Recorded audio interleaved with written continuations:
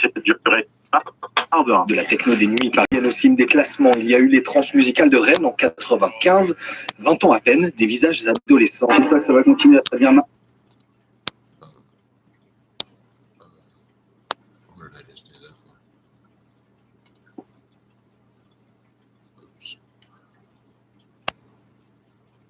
Puis Discovery, flagration sur les deux rives de l'an 2000.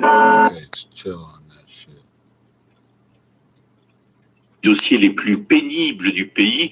Depuis longtemps, des organisations des droits humains parlent de discrimination raciale. On affirme que les bébés ont été remis en adoption à des familles d'origine occidentale, en Israël et à l'étranger. Un épisode de plus de la véritable guerre entre séfarades et ashkénazes qui se poursuit en Israël depuis la nuit des temps. Régulièrement, le sujet revient sur la table. Il y a eu plusieurs commissions d'enquête sans que jamais la vérité sur cette véritable tragédie ne soit connue. Le gouvernement israélien décide donc, sans crier gare, that SARS-CoV-2 coronavirus wouldn't do exactly the same thing. That's what? And SARS-CoV-1? there were two reasons for that. The It's reason number it two. was It's part clear two. It already muted back then in attributes March right in the name. is that our immunity to natural infections doesn't last all that long. But what is clear now is not only does I want to see immunity a not study last, that but the says virus changes, just like flu. If you And have the way two too many nose shaping hairs, factors for flu, the annual reoccurrence, is short-term immunity and virus change. And we know something more about the virus change than we did before. In every person that's been studied so far that has what's called persistent infection, they have an immune defect, so their immune system isn't quite up to snuff. The virus can persist for many weeks. In every person that's been looked at, that virus accumulates many mutations, the same mutations in many cases that we see in the viruses that I was just talking about. So these variations can take place in one single person. So the concept of herd immunity was always a deadly concept for this disease, inappropriate for public health officials and government officials to espouse, and futile because it just didn't apply. So the term herd immunity used to be applied, as you mentioned, the idea of just let the thing run its course and a number of people will get killed. But eventually, because people develop immunity, you'll get a herd immunity. The herd immunity that I was referencing is what's used a lot these days, not by people who want to let the virus run its course, but it's used by people who talk about the effectiveness of the vaccine. And once you get something like 70% of the population vaccinated, you'll get herd immunity. But the other 30% would have to have twice as much immune response because you're going to be shedding live virus every time you're exposed to it, and you won't have symptoms. The virus That's and what the they told so-called us like a week ago. variants mutate. Came out and Well, said, I have coined a term I call seasonal population immunity. That's how I would describe influenza. Seasonal population immunity. That's how I would describe the seasonal cold viruses. Seasonal population immunity. I believe that's what we're going through right now in many parts of the world. What you see is you see a spike and then it falls off quickly, but that's not the end of the story. It smolders, and in the next winter, it comes right back. It smolders. And I think your previous professor has it exactly right. So it isn't that. Now, what can vaccines do? Well, vaccines cold because they start getting exposed modulate to the cold that if they prevent infection, but if the virus can escape the vaccines, as influenza does, temperature in the air. You have the same pattern over and over again. Now, every year, using a U.S. perspective, we have 20 to 60,000 deaths. That virus kills about 1 out of 1,000 to 1 out of 2,000 take precautions. people. Your virus, your That's vaccine. 10 times less deadly than this virus. And this virus, as it mutates, contrary to what people had hoped, is not getting less infectious. Less mild, it's getting worse. Doesn't even make sense. It's very clear now that the British variant B117 is more virulent, AIDS now more deadly makes you stronger. to older people and to younger people than the previous. And if you say that it's strain. HIV, you missed So, which part of my statement was just we're wrong. not going to have, I think, at least, unless we're very, very lucky, a situation where the vaccines give us herd immunity. Christian values. We're We going to don't be know how playing we could catch-up die. for, I think, decades to come, unless we do what we should have done from the beginning, is put in very, very strict public health control measures. Oh, we're not hopeless in face of this virus. There's 6 countries, 3 of which have major epidemics, which have eliminated the virus from their shores. They've eliminated it. Oh. The only infections they have come in from outside. Why haven't other countries because that done makes a difference. So you're now we have making the it seem benefit like of the political vaccine. boundaries matter. We It must doesn't matter where take Ebola comes from. It comes from maximum somewhere. use of the vaccine, combined with very strict public health control measures, to put this thing to rest once and for all in our countries, and then help all countries do the same. We can end it. Help There all can be countries. no COVID, but not with the kind of programs we are currently espousing. These are the crazy people we got in Canada. Doctor, I want to give you the first question from listeners, audience members in this vaccine town hall, and I encourage everyone to text us right now or call at 1-877-399-9898. That's toll free. 1-877-399-9898. Professor Hasseltine, text from Saunas in Slave Lake, Alberta. Here it is. Within the world of influenza, do we know if there are scientists already working on vaccines that can fit as many combinations, as many variants as possible to stop a future pandemic? It's not how it works. People have been working on that for a long time. It's a good question. Some of my former students are the leaders of that research. You can do it that way. The clinical trials you do, you'll never know which one it was that caused reactions in the people. If that could be done easily, our bodies will figure it out. That's what I think of it. Maybe the virus, you have to think of it as a biological 2 war. or 3 versions of our bodies do one thing, and the virus responds to doing something else. A half later, I look at it as 2 types of artificial intelligence throwing random combinations at a problem. The only problem when it comes to humans versus virus replication time is in minutes. Ours is in decades. And the way they can recombine, there's trillions of them, there's billions of us. They do it a lot better than we do it.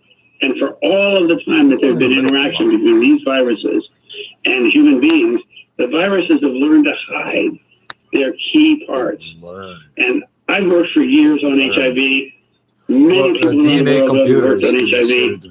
Despite huge amounts of effort, we have never cracked that problem.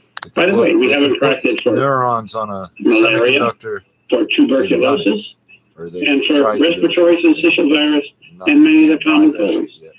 Nature, through evolution over millennia, is very clever at hiding those sensitive parts. That doesn't mean we can't eventually be successful. 20 years but vaccines are going to be hard to do. Ebola, to knock out everything at once. Drugs, possibly. Combinations of drugs, I think very likely. But vaccines are going to be a much harder or it would have, and it didn't. Must be so frustrating as a researcher, as a scientist, you, your colleagues. You saw the best brains in science around the world at these various diseases, and they continue to outsmart us. It's true. It's machine intelligence versus our logical intelligence. But our logical intelligence tells us something else. It tells us that Buddy, what God do you pray to before you do surgery? Australia, New Zealand, Singapore, Taiwan, China can conquer this virus. We can beat it using our logic. Not necessarily our vaccines, but our social effort. That's when people talk about public health efforts. I see. And that's why I'm going to go out and clear the fucking drains for that saltwater. One, we suppress it with the vaccines and with our drugs, and the other, we come at it as strongly as we can with our public health measures. Together, we can conquer it. They're walking in medicine and science alone getting on a bus. Never has been a solution to most big medical problems. It's public health combined with the best medical and science. And I'm far from being discouraged. I am energized by the excellence of the science around the world and by the knowledge that we can be successful in eradicating it. It takes willpower, it takes organization, but certainly about 1/3 of the world. You people would leave me the fuck alone. I would have got this shit to twice. Protect itself. We, unfortunately, have not. We'll continue our conversation with pioneer researcher, Professor. in the places where I was, where I'm pretty sure I got the variant, there was supposed to be ventilation all the way through. We should have essentially been standing in a ventilation shaft, and we weren't because they keep turning it up. Il y a des déguisements, ils sont tous là, sur leur petit vélo, une dizaine de personnes autour de ce comédien. Alors moi c'est Jean-Luc la police. Eric Hervé, 46 ans. En fait, j'ai un personnage de gendarme, crieur. Oui, c'est ça. Quelle est la référence? Voilà, ça vient du film d'Alain Chabat. Quoi? Le film. La seule comédie préhistorique de 2004. Ça va être tout noir. Et en fait, à un moment, il y a un personnage qui annonce la vie. What animal is that? Le message au départ c'était un énervement, juste que en fait le couvre-feu ici, vu la densité de population qu'on a dans notre petit village, je trouve qu'il n'a pas lieu d'être en fait. Il y a très peu de cas ici. C'est absurde de prendre des mesures comme ça. C'est à se demander si les gens qui prennent des décisions ont étudié le terrain. Ça va être tout noir. Non, il n'était pas terrible, franchement. On refait. C'est votre prénom. Les jeunes n'ont rien à péter du couvre-feu, moi. C'est pas pour moi, ça c'est pour les Parisiens. Pas de masque,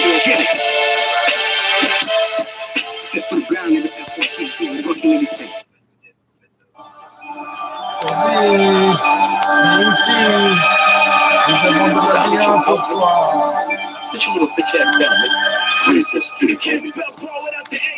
Vote me for mayor, taking helicopters down with a little laser. And the cannon, I'm holding bigger than fucking mega. Yaga, the liquor put the shots to make you stagger. To my little brother, it's like he loves my brightness. Real bright boy, born baby, God box. But this empire, it's you told me that's how far I got into it before the sound cut up.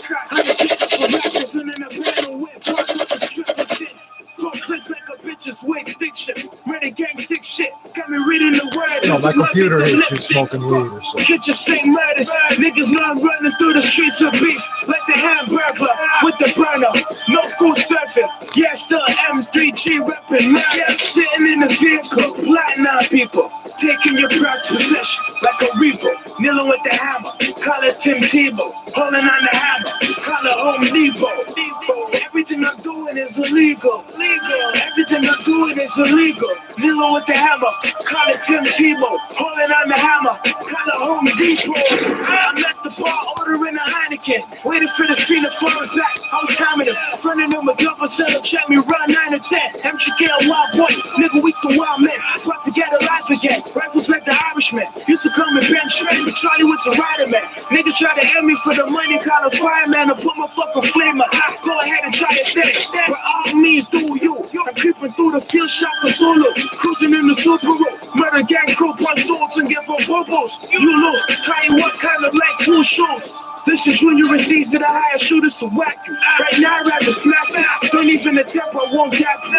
Really, I don't have to. Slap the kid so hard, a boy to wonder, call him Matthew. Subliminal. Murder gang squad in the fact I set it up to win no bots. You back to follow my dialect. My number, you ain't dial yet. That judge ain't fire yet. By the end of this track, a motherfucker buying it. That bitch holds gauges and a couple sweaty fries in it. Catch a couple cases, but I'll beat him if I'm hiding it. In the L spot, nigga known for the kill shot. Cause I'm the nigga that shot Jack and chill out the hilltop. Two, Lil Red Rider Hood was Rider Hood. The song blew her up now. She riding through the hood. And Woody Woodpecker was a fag while Batman got shirts and panties up for his pants. Spidey was a swinger. Wolverine is a nigga that's obvious, so they ain't gotta mention Master Splinter. When I master cheddar in my mouth, my temporal blast of cheddar. Trying to look at it's better. Yeah, I'm sitting in the vehicle, plotting on people. Taking your proud possession like a reaper. Kneeling with the hammer. Call it Tim Tebow. Pulling on the hammer. Call it Home Depot. Everything I'm doing is illegal. Everything I'm doing is illegal. Kneeling with the hammer. Call it Tim Tebow. Pulling on the hammer. Call it Home Depot.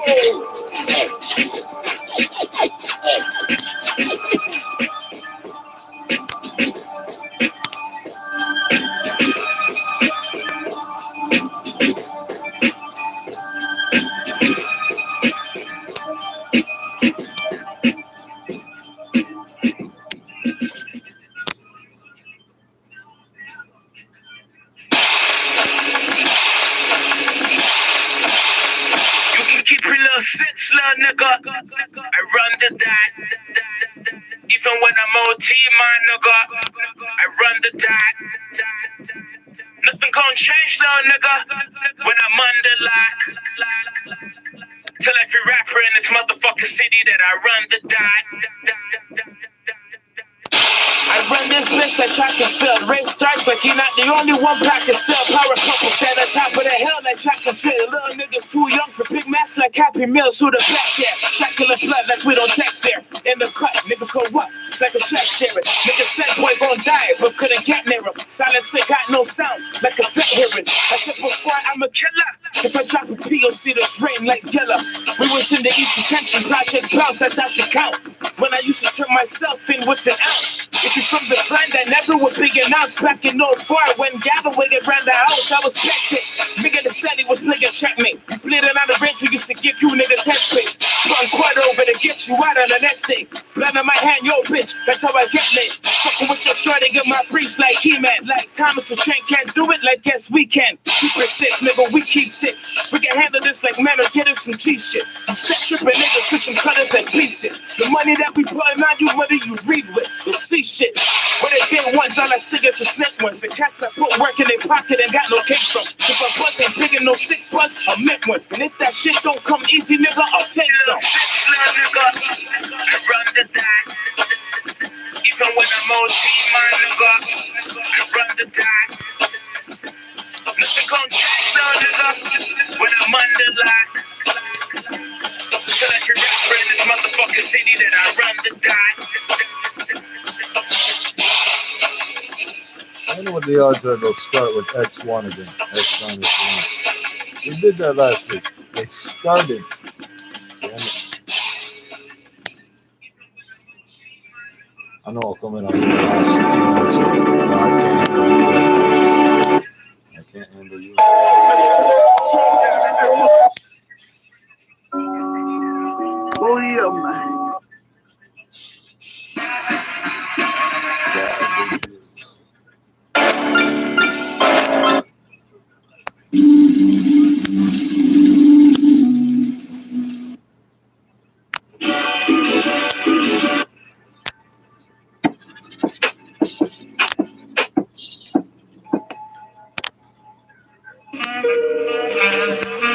Yeah. GSC. CH. Should've never trouble, and trouble never trouble you. Should've never trouble, and trouble never trouble you. Never trouble you. There's a war going on outside, no man is safe from my rusty outside. Said he seen this shit from day one. Politicking, spilling on my conscience, young nigga. When they hit up badness, we do this shit regardless. Keys to your garden, homie, what you guarding? Picking up my checklist, switching up my weapon, afraid of rejection. So I keep it in the barrel of my magnum. Bullets penetrate through cars when I blast them. Hit the club party hard, VIP section. Do a show with the crowd, GSC reppin'. OT, blue flag, now everybody's cousins. Real bad boy, you get beat down in public. Police don't stop shit, black on black, they love it. Rather see us fight than make lovers out their daughter. Plant a black seed in the trees, it's called mulatto. I them trouble before, never trouble them, never trouble them. I them trouble before, never trouble them, never trouble them. So make them come ready for them, come ready for them. Make them come ready again, come ready again. Hey, yo, my style is impeccable. Niggas better know this on my Mike Tyson shit. Flow so ferocious, I will eat these MCs. They are not up in my league, I'm in the better category at the highest of degrees. The shit that I seen, the shit that I dreamed, and out here stand steady, try and build up a team. Better be aware of your surroundings or end up in the box, lost and never found, kid. And that's life. Pay the price. Don't act like you might lose yours tonight. Don't think twice, get wet up nice. Never drive by, be on the execution style. Up close and personal, look him in his eyes. Squeeze that 9 and watch his brains go pop fly. That's 1 out and it's 2 to go. All my enemies, I think you should know. I them trouble before, never trouble them, never trouble them. I them trouble before, never trouble them, never trouble them. So make them come ready for them, cause we ready for them. Let them come, cause we ready again, cause we ready again. So practice what you preach what you practice. I'm known to punch a rapper, your camera on a stand spits. Time for a change, can't leave things as is, words numbered. I don't relate no man's biz. Tight slip, fit tight like a vice grip. I might flip half nuts, kamikaze slice wrist. I'm a Mike Smith, kick down mics with a size 6. I'm a price pick, this and get punctured with an ice pick. Let a snitch suffocate with no one to resuscitate. Fuck a fake, I'm a motherfucker shoving rubbers in your mother's face. Fucking 8, better change the subject. If 10 niggas rap, that's 8 raps redundant, so done that. Niggas gone soft, sipping daiquiris. Can I live? What type of bullshit are you asking me? These demons in my mind need to lay off from attacking me. Maybe blast the heat, midday catastrophe. And them trouble we furrows, never trouble them. It's don't get close. Already know, first you got I ain't fucking with no cops. They don't like us getting involved with none of that political shit. Look, some of us feel we shouldn't even interact with the white man. I mean, we are African, brother. I just wonder what the odds are. The clock, the old school analog clock, plugged into the wall. It's changing as often as the digital one. In Oakland, we got police They're just perfectly brutality. synchronized now. You got the white man interacting. His Billy Club upside the...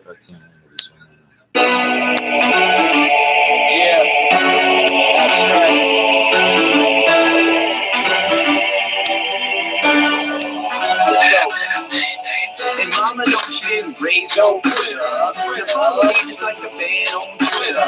You know I'm only getting my props just like a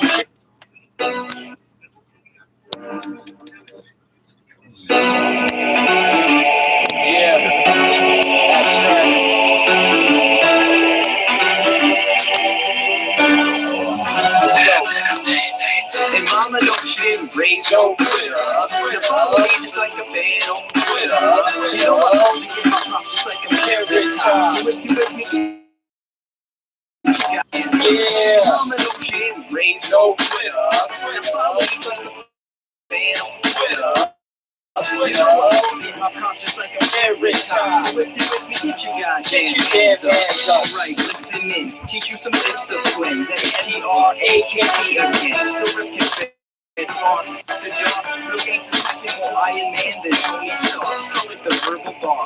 Y'all sound like kittens. Blow your mind all the time when the freestyle the written. Did you bring your mittens? Better grab a sweater. Smells like burnt MCs. I roasted it. I'm so much better. Back Oh, in the you gotta beat be from a conceited. specific Just trying to place get and a noticed. specific But I'll do it regardless of whether my dreams are hopeless. So don't lose focus. No HD. Do it for hip hop. So thank God for my ABCs. Yeah. And still you know where I'm coming from. When the mic is live, you could call it troublesome. Damn, there goes another one, biting the dust rapidly. Call me your majesty, I took the crowd so drastically. All those rapping after me, best to bring your A game. While I maintain the elevation of an airplane. On another level, recognize its absence.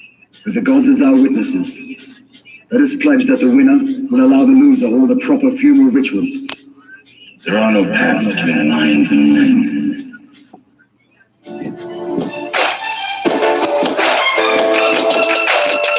But you know about this gang like boy, I'm a soldier in another motherfucking cell. Independent dictionary don't scare me. So throw the fucking way on the scale. There we go. Now me on the streets pushing the fish scale. If you wanna fuck with me, I'll run up and hit it alone with empty shells. Yeah, fuck it. When it's on, I have your mama crying buckets. To the early morning, I'm with the hustlers. Yeah, I'm the king, the cat-E. No, the drums, it's a young blade. If you really want me to, I'll pull it out. Leave you there on the ground, pouring out. Down slow, fucking hydro till I go. And there he is, walking all alone. Hoodie up, head down. You can tell by this looking at me, don't fuck around. Oh yeah, we can take the box down. It's getting me by, drink my liquor. Yeah, it's getting me by, smoke my weed. Yeah, it's getting me by, drink my liquor. Yeah, it's getting me by, smoke my weed. Yeah, it's getting me by, drink my liquor. Yeah, it's getting me by. Yeah, it's getting me by. Yeah, it's getting me by. I let the liquor in my system separate in my brain. Feel like I'm floating on the cloud now. Drifting away, a couple bottles at a time to help me get through the day. Sitting outside of my body, finding my soul is awake. In the distance, I hear my dad always yelling my name. Sometimes I see him talk to him, he can call me insane. Searching for robbery victims in the dark alleyways. The real gang members living in the streets, so in the back. Be the reason why the technical suited up full rate. Who's the reason why the city has a high crime rate? Keep the factors separate, always ready to spray. Liquor taking over my system, got me loading the gates. So now I'm drunk driving, going up a gate, man. Seen the judge flick about, the stars speeding away. Turning off for that busy road to take them through the gutter lanes. Guaranteed I get away from being so in the cage. So my weed is getting me by, I turn my liquor. Yeah, it's getting me by, I smoke my weed. Yeah, it's getting me by, I turn my liquor. Yeah, it's getting me by, I smoke my weed. Yeah, it's getting me by, I drink my liquor. Yeah, it's getting me by. Yeah, it's getting me by. Yeah, it's getting me by.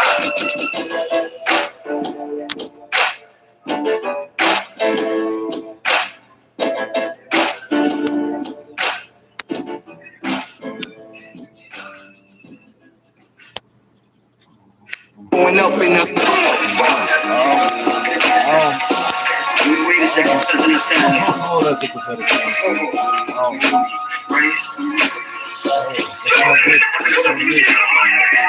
With the right to make shot, with the right to recruit, you can say that.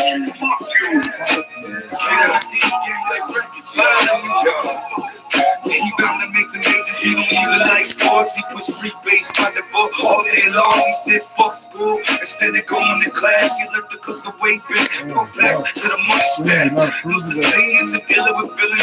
All I know is cold-hearted, bloodthirsty villain. Said I watch himself crack the pregnant women and children. I ain't trying to solve the problem, I'm a part of it. Feeling fuck the world, coke drink got my throat numb. Liquor got me leaning, dropping my gun.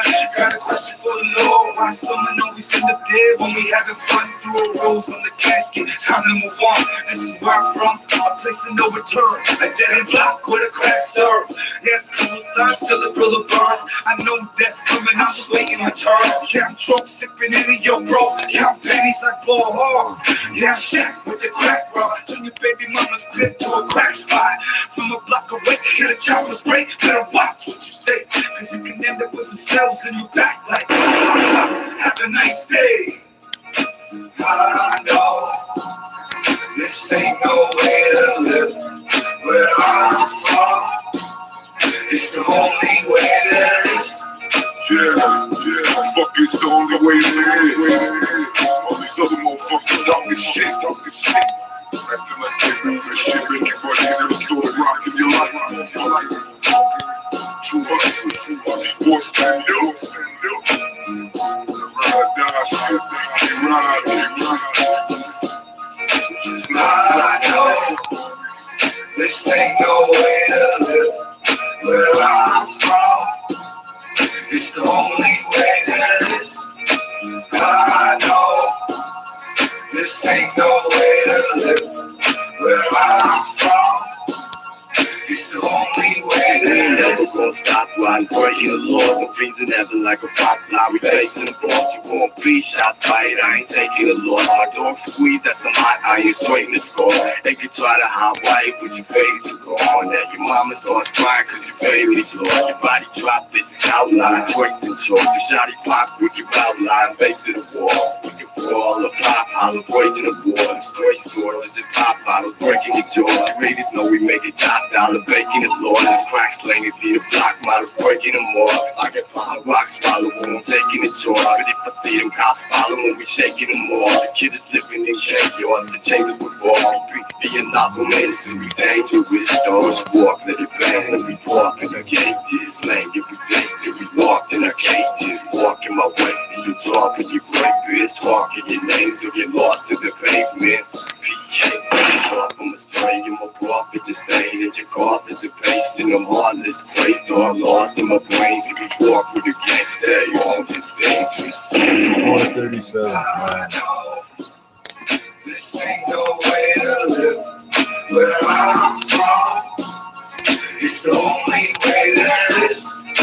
I know this ain't no way to live where I'm from.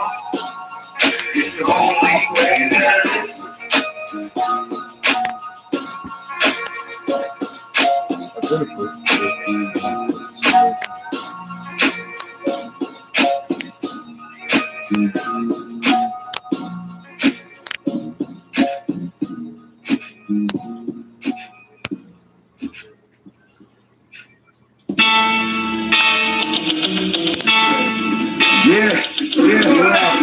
Records like hey, holla back.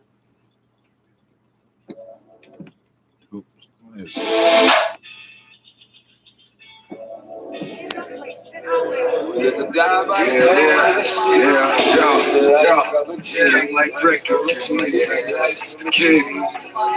Yo, just another day around the way. My homie just got released about the cage. Already got that look in his eyes telling me you won't be long till he back again.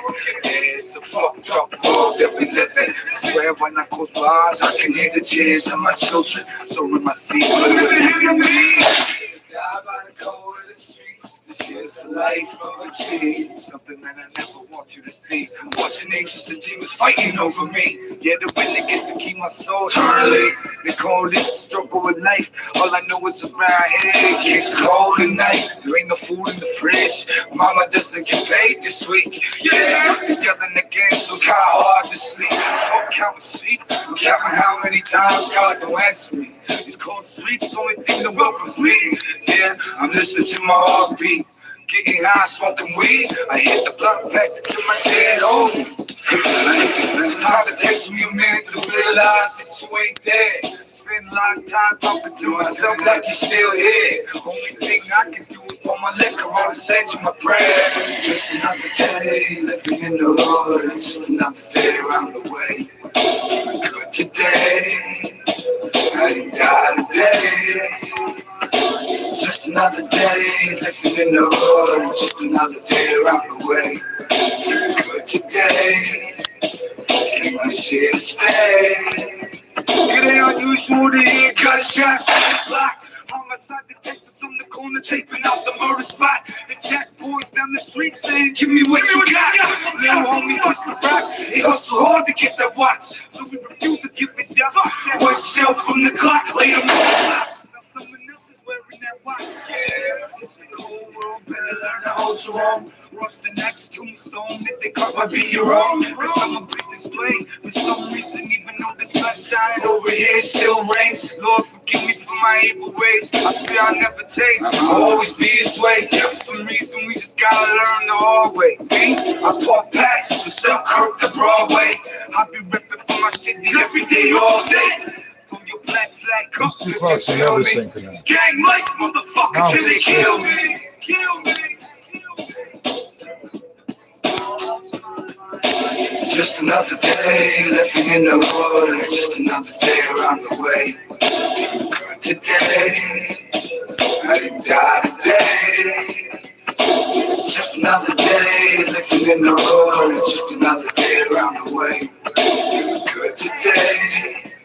Ain't much here to stay.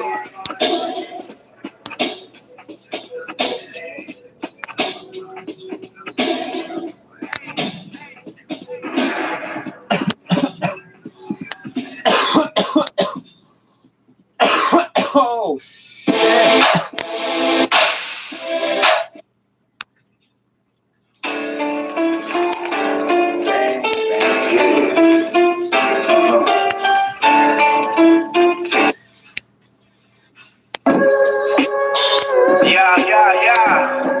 yeah. What up? It's drama. Yeah, I'm power tripping with money popping my collar on that hood shit. Fresh out of jail, straight to the dollars, got a good connect, he never ace. I want a product, hit the block and watch the money rise. Bread in the oven, pockets full of stuffing. Never catch me clubbing, but I ain't show the money, then the hoes come running. We wake up, get the paper like the free press coming. But enough about that. Hold up, let me spit a rap for these assholes. Back with a crack flow, cops in the front, then I'm dipping through the back door. Frostbite on my toes, yeah, I'm almost lost those. Running through the snow in my socks, trying to dodge fuck. My jail days was the worst days. Sipping watered down juice when you thirsty. Real talk, the 3.5 for them. That's 1,276 mornings when my baby mama was out home telling me stories. They like who your baby daddy is. Better call Maury. Used to roll up at your mama's with a bag full of Tonys and a pocket full of money. Not the kind that she would loan me now. Sickest kid rapping still. Make someone call the doctor cause the rap is ill. Here, take another pill. Fake rappers acting still. I've been on my A game. Shit never lacked the skill. Real top. Yeah. Yeah, that's that gang like shit. Yeah, homeboy. Yo. I'm from the same side, where they might walk up, where they might drive by. Yeah, I'm staying high, cause today I might die. My homie doing robberies, trying to feed his kids. A shot now, he don't do shit. I live in a cold moment. Fuck yesterday, tomorrow, bringing some pain. Yeah, my other homie, he a parole violator. When I seen this PO with his eyes dilated, they locked him up quicker than the secret say. See you later, alligator. Crowd surfing on the pack of haters. Tomorrow never comes, tonight is all that matters. I'm staying faded, cause I don't like who I am when I'm sober. Staring in the mirror like behold the demon that holds ya.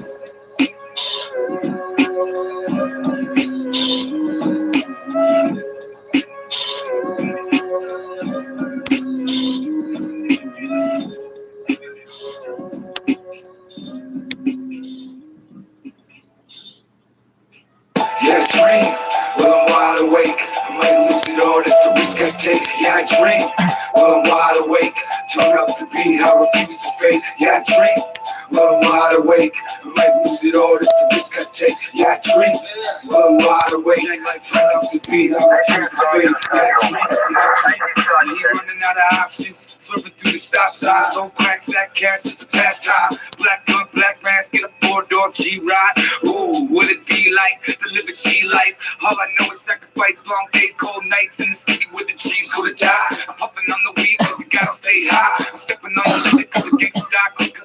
These are the bloodshot eyes of a killer. I put that on my thing, I'm going hard till I'm in that body bag. In the back in the cab with a brick in a duffel bag. Yeah, my pants sag as soon as the gun bag. We move on them as soon as they come in range. All grown up, still playing cops and robbers. Real cops, real guns, and real robbers. Got me dreaming go the better way. Still this rap shit help me get away. Something that they can't take away. This shit'll still play, even when I'm in my grave. Yeah, Mr. Fuck the law. Mr. Fist against the jaw. Mr. When I'm done breaking down your door, you can't fist the whip for sure. Yeah, I climbed from the gutter.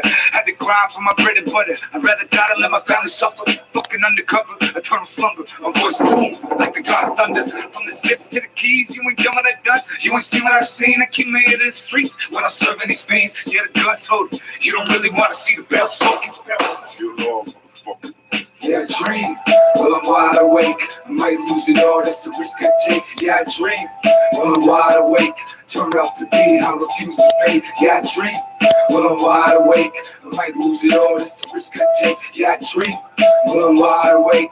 Turn up the beat, I refuse to fade. Yeah, I dream. To the blocks, bring it back to the basics. Keeping the whole hood on lock with the street combination. Bringing it back to the days when Pocket Pig made a statement. In the hood ain't nothing changed, struggle daily for the pain. I was raised the place for the product you wage. See, I came up, ate all the strap, begging the page. A hustle talking to strangers, a life of danger. See, simple here to change, just a little with things. Try to push my limit, I hate you, but love my haters. Foes on the street trying to fade us, but never can phase. A nigga fucked in the head, so they label me strange. Cause I'm touching human nature, this nature's fucked up. Still lurking the lanes, been like that since I was young. But my girl together we want, she taught me how to use my tongue. About that cushion, I'm high, so my pain is numb. You can find me lost in the mist, and I'm rolling with love. West End, listen, my veins flow right through my bloodstreams. All day, gotta survive, for months I gotta feed. All night, creep to the hood, meets in the alley. Focus my rays on these blocks, making the damn street. Nigga grew up gutter land, came up on the goddess land. Money over everything, could show me the keys to pain. Things again colder, but the soldier marching in the lane. West End went to pay, that's where I was raised. Mama told me stay in school, you gotta make your daily bread. Instead of nigga cutting class investigations by the feds. My mama, I was only 17, posted with the bag. Daddy wasn't there, the guys the streets made me a man. Pray for the Lord to save him, God embracing the hate. Music for the elevation, steady elevated. My focus heavyweight, but quick when we started pacing. Nigga, the foes devastated like a brain dead patient. Yeah, I dream,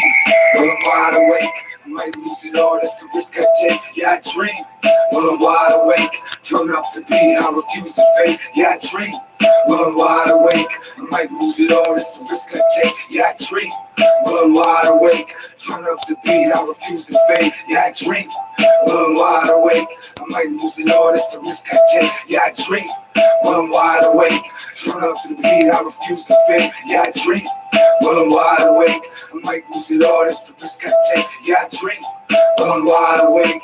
Turn up the beat, I refuse to fade. All these suckers try to hate with their fake rap shit. They mad cause we got game when we play that shit. These sad sissies have names, you just play rap snitches. Back then, all you know you do is play that shit. You can't ask shit, so say you know and play that shit. Homies bang mine, ladies thinking, hey, that's sick. I'll take that bitch, you cake that you can't last with. So take that dick for telling me you can't stack shit. Fuck business, make fake ass bitch. I'll put you in a casket, up in it with a mattress. Cats acting, they will, they manic is rapping. Fuck wax, the clap with the mechanical fast. The batteries pass and pop. A tragedy happened to be the first blast, but the last one laughing. The savages happen, I'm like an animal trapped in. Hungry, we eat cats like some cannibals back here. The nose in the mission, the fill it, dish in the play. We getting rich, fuck with this shit, this commission of pay. We'll catch you slipping at me, listen, no diminish your flame. Bitches, bitch, you bringing fire, well extinguish your flame. Don't play, flipping out the kitchen with cane. Don't say no names, I hear you whisper with names. You slipping with snakes, you're giving information to Jake. You done snitched off, betting with your signature stage. Text to play, but kids are KJ, when these kids straight. This same shit, spray war with your kids play. Yeah, Cali hollow 4 fists with your rib cage. Give his baby mama 4 dicks in a chip stay. We flip case, slanging shit, my quick bang chips, man. Chillin', cause we in it for the quick bang. Chillin' with the bitches, city slickin', cause we pimp made. Whips with the 6 switchblade, 20-inch range. Well, I'm wide awake. I might lose it all, that's the risk I take. Yeah, I dream. Well, I'm wide awake. Turn up the beat, I refuse to fade. Yeah, I dream. Well, I'm wide awake. I might lose it all, that's the risk I take. Yeah, I dream. Well, I'm wide awake. Turn up the beat, I refuse to fade. Yeah, I dream. Yeah, I dream.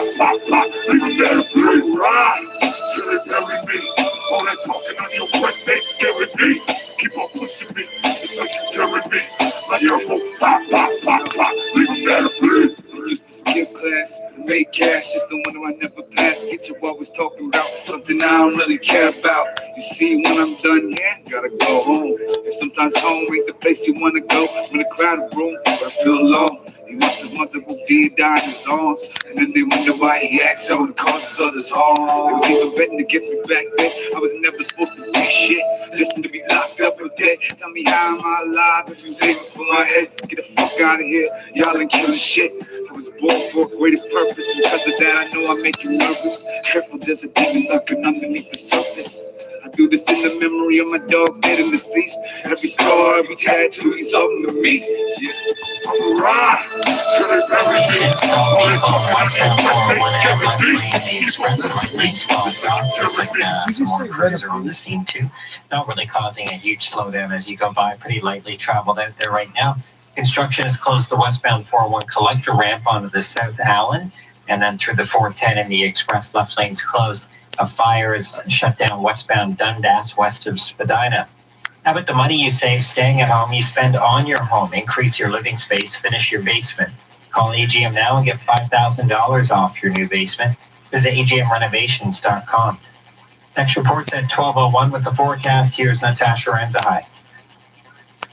A couple of mild days ahead of us before the cold front Wednesday night. So tonight, we also have to watch for some slow travel in the morning. We're going to wake up to trace to 2 centimeters of slushy accumulation and -1. Getting us to 5 degrees in the afternoon, a little bit of on and off rain. Watch the wind tonight, tomorrow, and Wednesday up to 50 to 60 kilometers per hour. Wednesday, even milder. 6 to 7 degrees will be that daytime high.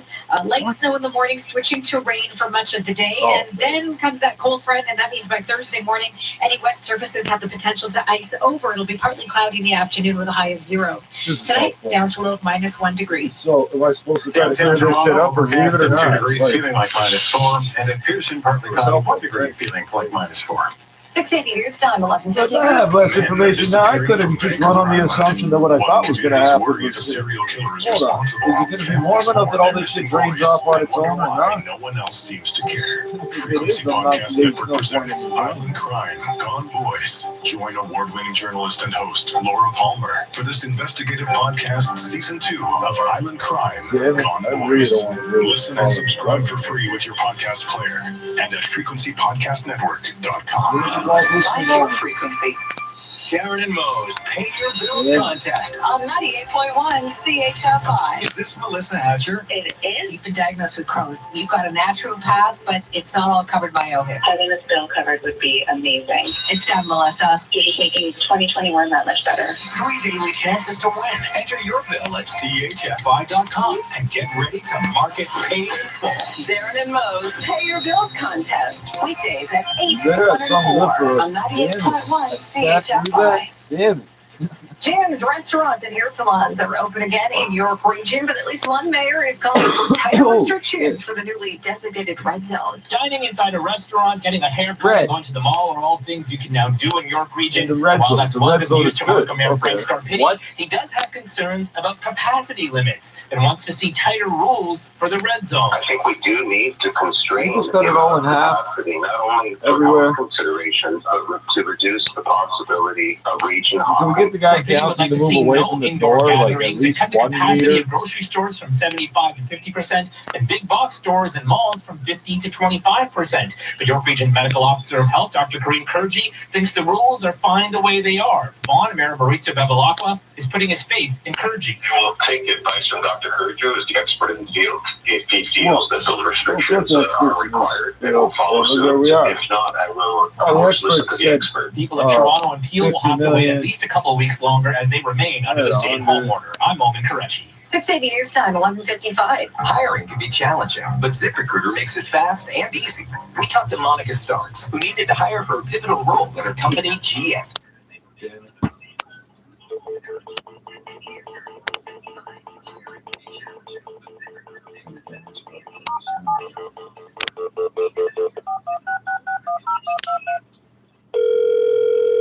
I need to hear this in English again.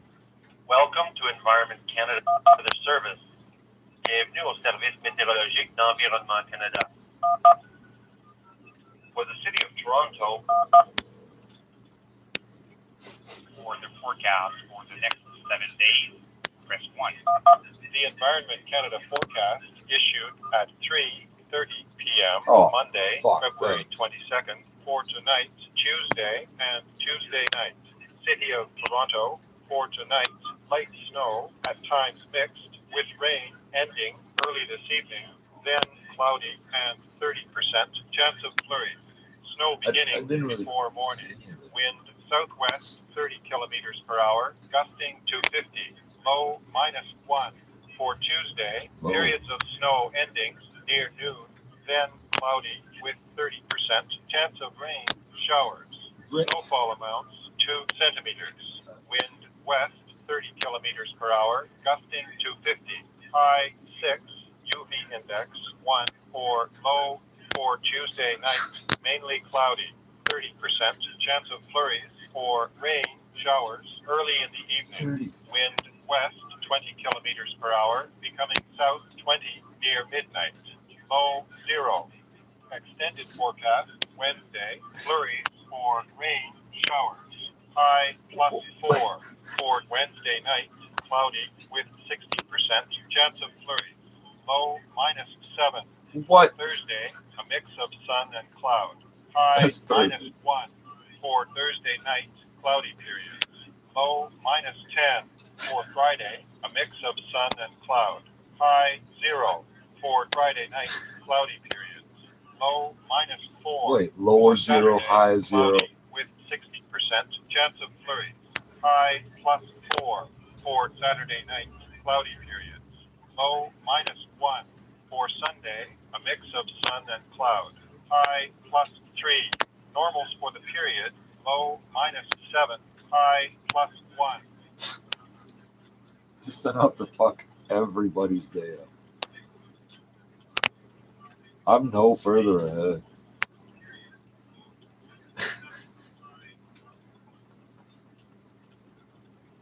either it's all going to disappear on its own, or we're going to have sheets of ice everywhere.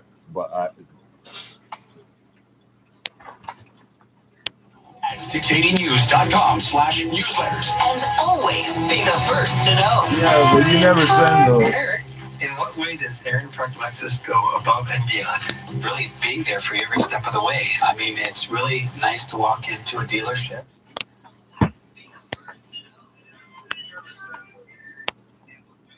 They're not going to tell us anything useful. They're not going to tell us anything useful. Do I go out there or not? What the fuck?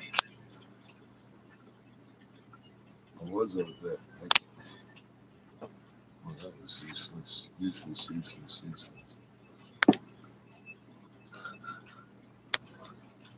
Should have all trained it off today. It didn't.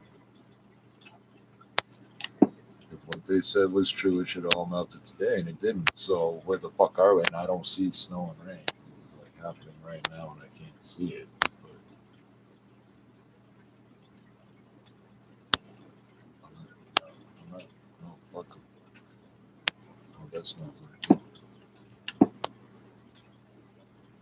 Édouard Baird, invité du monde d'Élodie Suigo. Merci Armel. France Info Météo, avec VK, concepteur de fenêtres design et isolantes pour toujours plus de confort. Retrouvez votre conseiller.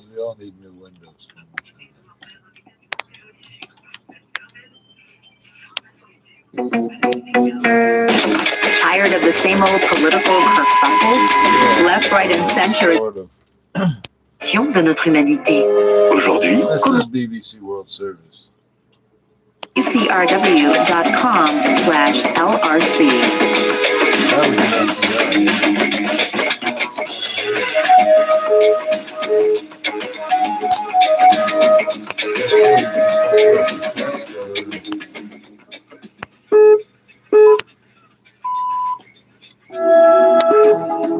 Hello, welcome. You are listening to Newsday on the BBC World Service. Great to have your company. Lawrence Pollard and Claire McDonald with you. We'll be reflecting on the horrible milestone figure of 500,000 COVID-related deaths in the US. We'll have scientists putting the number in context, asking how it got so bad, but also hearing from one sufferer who says he feels you guys go to Starbucks and also, the wife of former Mexican drug kingpin El Chapo is arrested in the US on charges of drug trafficking. We'll be hearing more about the former beauty pageant queen who set up her own clothing line and ended up a reality TV star. Business talks about HSBC Bank's pivot to Asia. What does that mean? And the South African finance minister prepares a tough speech in the middle of a pandemic. And the mission to save the world's lost music. We speak to the man who's tracking down some of the earliest 78 RPM vinyl or shellac recordings, which most had thought have been lost to history. All that coming up on Newsday. Stay with us. So, do I go? Hello, I'm Neil Nunes with the BBC News.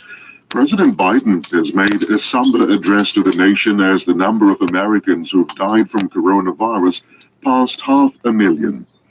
He described the figure as a truly grim, heartbreaking milestone and urged people to resist becoming numb to the sorrow.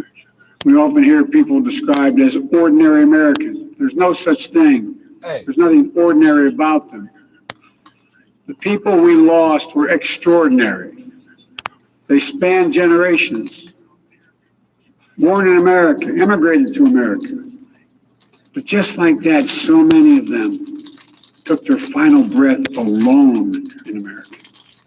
A year on from the first confirmed coronavirus deaths in the U.S., the disease is still claiming the lives of some 2,000 Americans every day.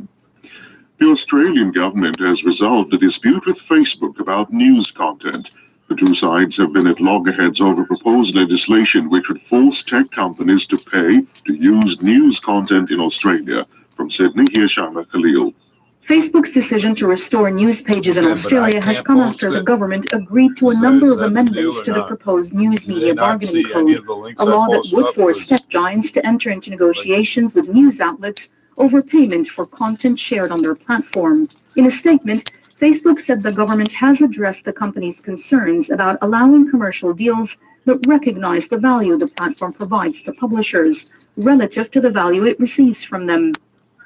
U.S. authorities say they've arrested the wife of Joaquin El Chapo Guzman, the imprisoned former leader of Mexico's Sinaloa drug cartel.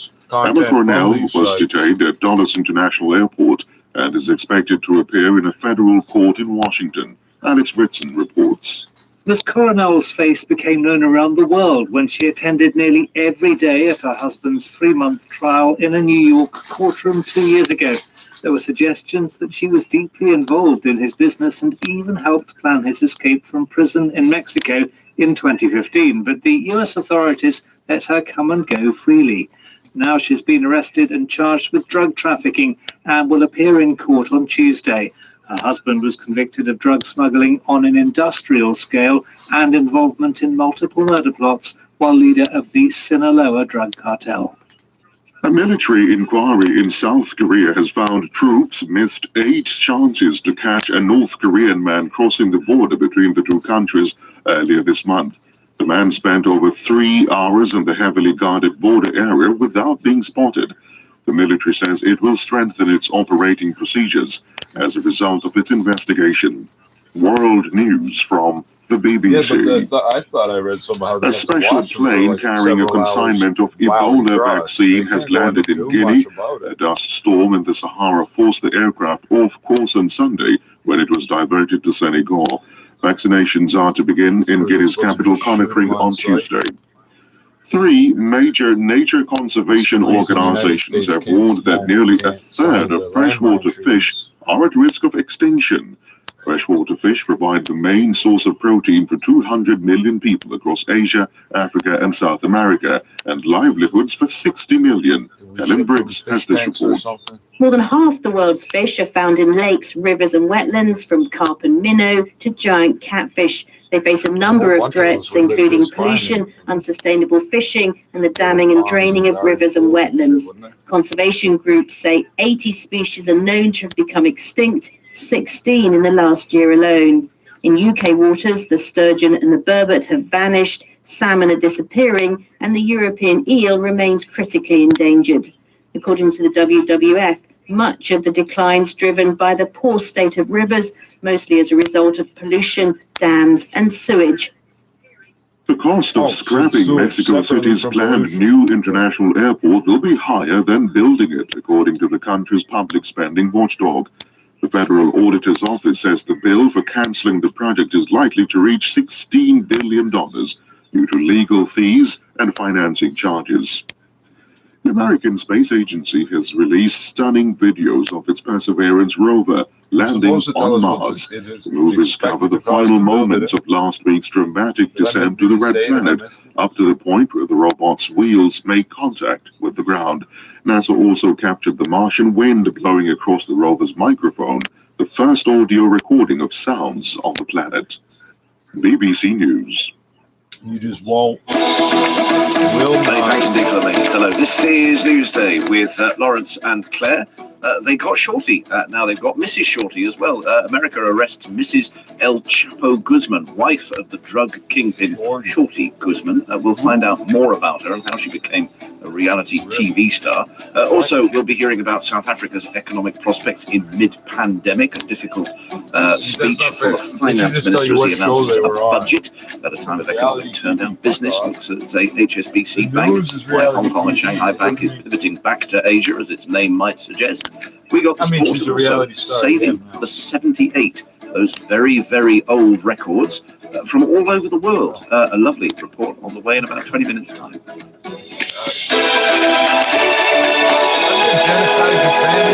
Let's start in the States then. More than 500,000 people in the US have died after contracting coronavirus. President Biden has been paying tribute to them.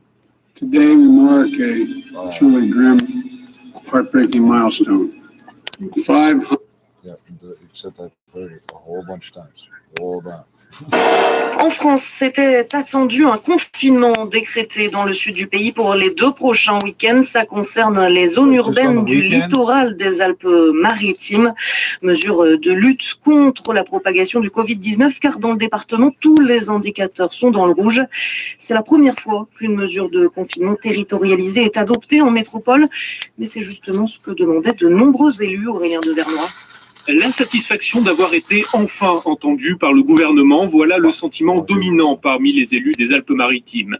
Depuis des jours, tous les voyants sanitaires étaient en effet dans le rouge, taux d'incidence et de positivité, pression hospitalière. Il y avait donc urgence à agir tout en prenant en compte les spécificités locales.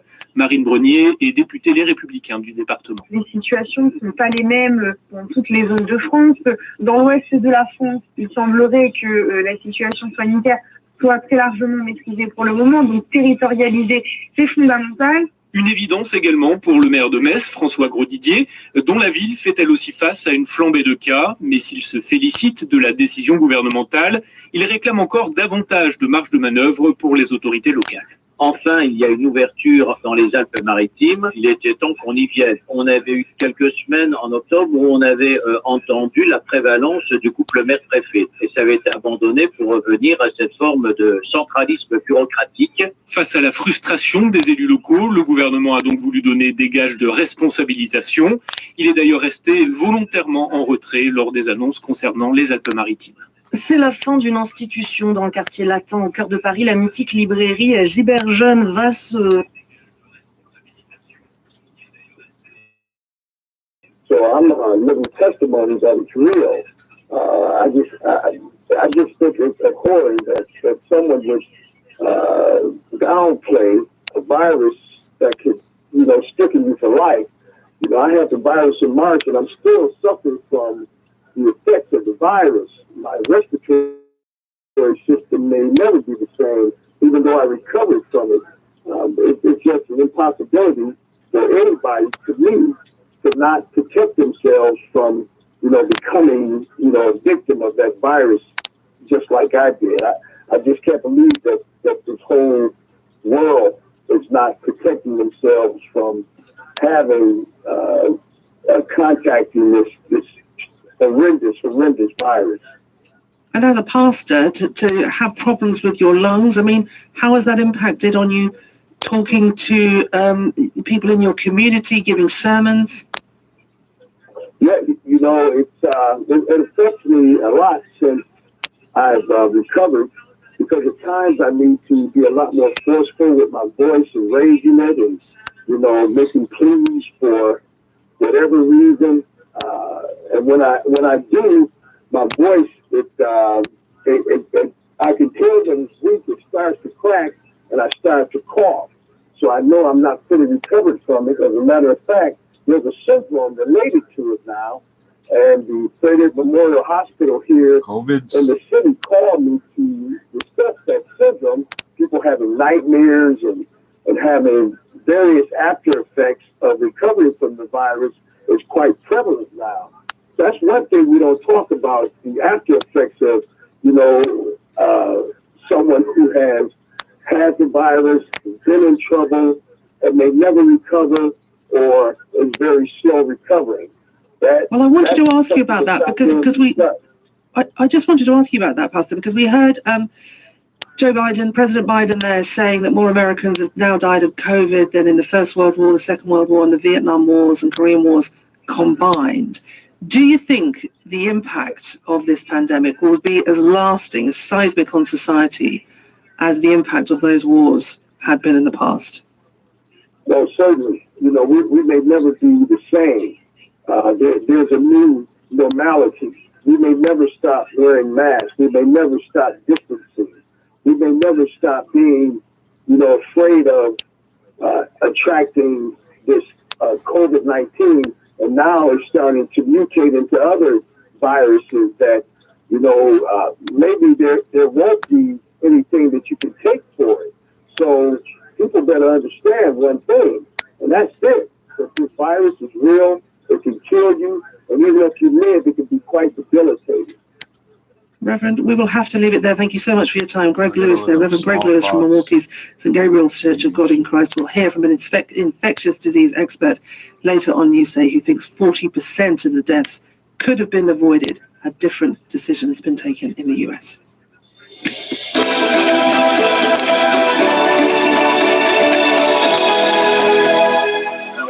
Reported on the arrest of drug cartel leaders, not so often their wives, but U.S. police have announced that they've arrested the partner of the jailed gangster El Chapo Guzman, the head of the Mexico Sinaloa cartel. Emma Coronel Espuro has been more famous, actually, as a former beauty queen who set up her own line of clothing and also started a TV reality show as well. She's now under arrest in Virginia. Someone who knows the background to this well, Mexican journalist Joan Grillo, who we often talk to on these matters. Well, Joan, one thing I'm puzzled about was, up until now, was she coming and going freely in and out of the States? She was, yes. She has been. I mean, she does have U.S. citizenship, I believe, and her two twin children were born there in a hospital in Los Angeles. So she was going back and forth. I did meet her. I talked to her at the trial of El Chapo in 2019. In early 2019, she was there. I tried to get some more details about her family, particularly because she is reportedly the niece of another famous drug lord called Nacho Coronel, who was shot dead. But she didn't really want to give me too many details. But she was certainly the kind of a big star celebrity at that trial. She was, wasn't she? And wasn't there an image that, particularly as Guzman's other girlfriends were mentioned and came through, I thought that the sentiment was that here was, wifey standing by her man. But do we think now, from what the Americans are claiming, that she was more active maybe in the drugs trade than just being a sort of a passive wife? Well, that's the accusations. There's a couple of interesting things about the accusations. We don't know yet if these drug trafficking charges are charges that happened while El Chapo was or one of the heads of the cartel, so happened previous to his final arrest, which is most likely, or if they happened since.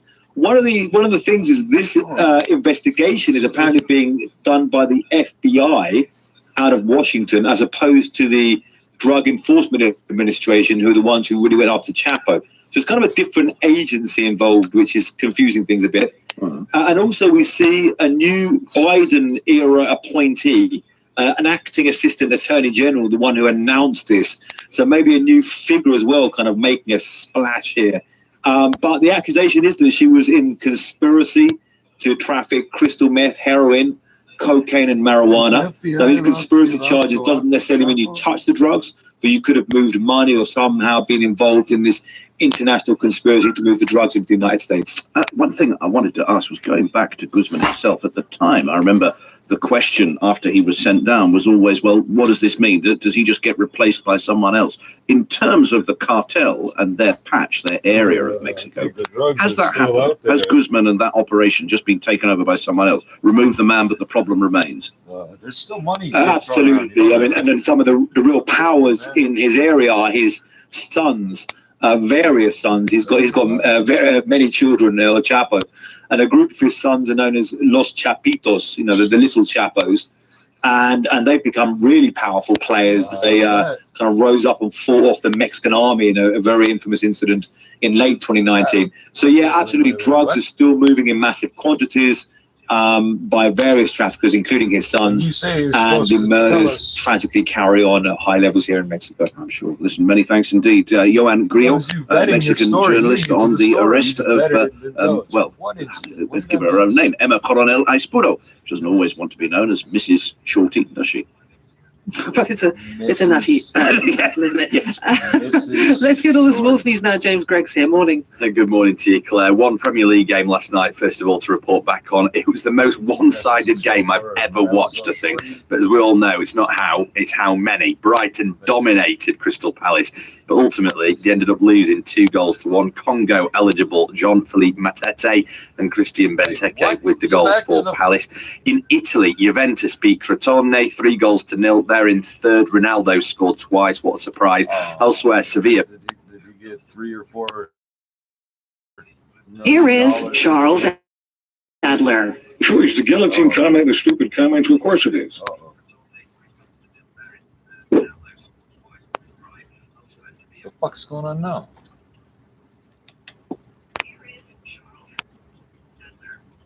Oh, that's interesting. I heard it for a second. Oh, what was that? Head coach in the NBA. And coming up here on Newsday, I'll be hearing from around the legislation is stoking extremism. It's feeding extremism. Yeah. At least that's how I took it. I didn't, when I heard about it, didn't go, well, some parliamentary committee better condemn him for repeating the point that he was making to try to make the case that extremists are being tantalized by this kind of legislation. That's how I took it. What about you? Is all of this just about politics, or is it about public safety? We take Scott first in Calgary at 1-877-399-9898. Steve, you're on Charles Adler tonight. Welcome, Steve. Yeah, I don't think you'd be able to say what you're saying if you were in Montreal radio talk show. This is a safety issue. Ask the memorial plaque in the École Polytechnique. If you don't want to look at it that way, maybe we can all become Trump party and promote guns for everyone. Steve, I want to give you a chance to explain yourself. First of all, I'm from Montreal, highly in touch with what you're talking about, but I don't know what you're talking about.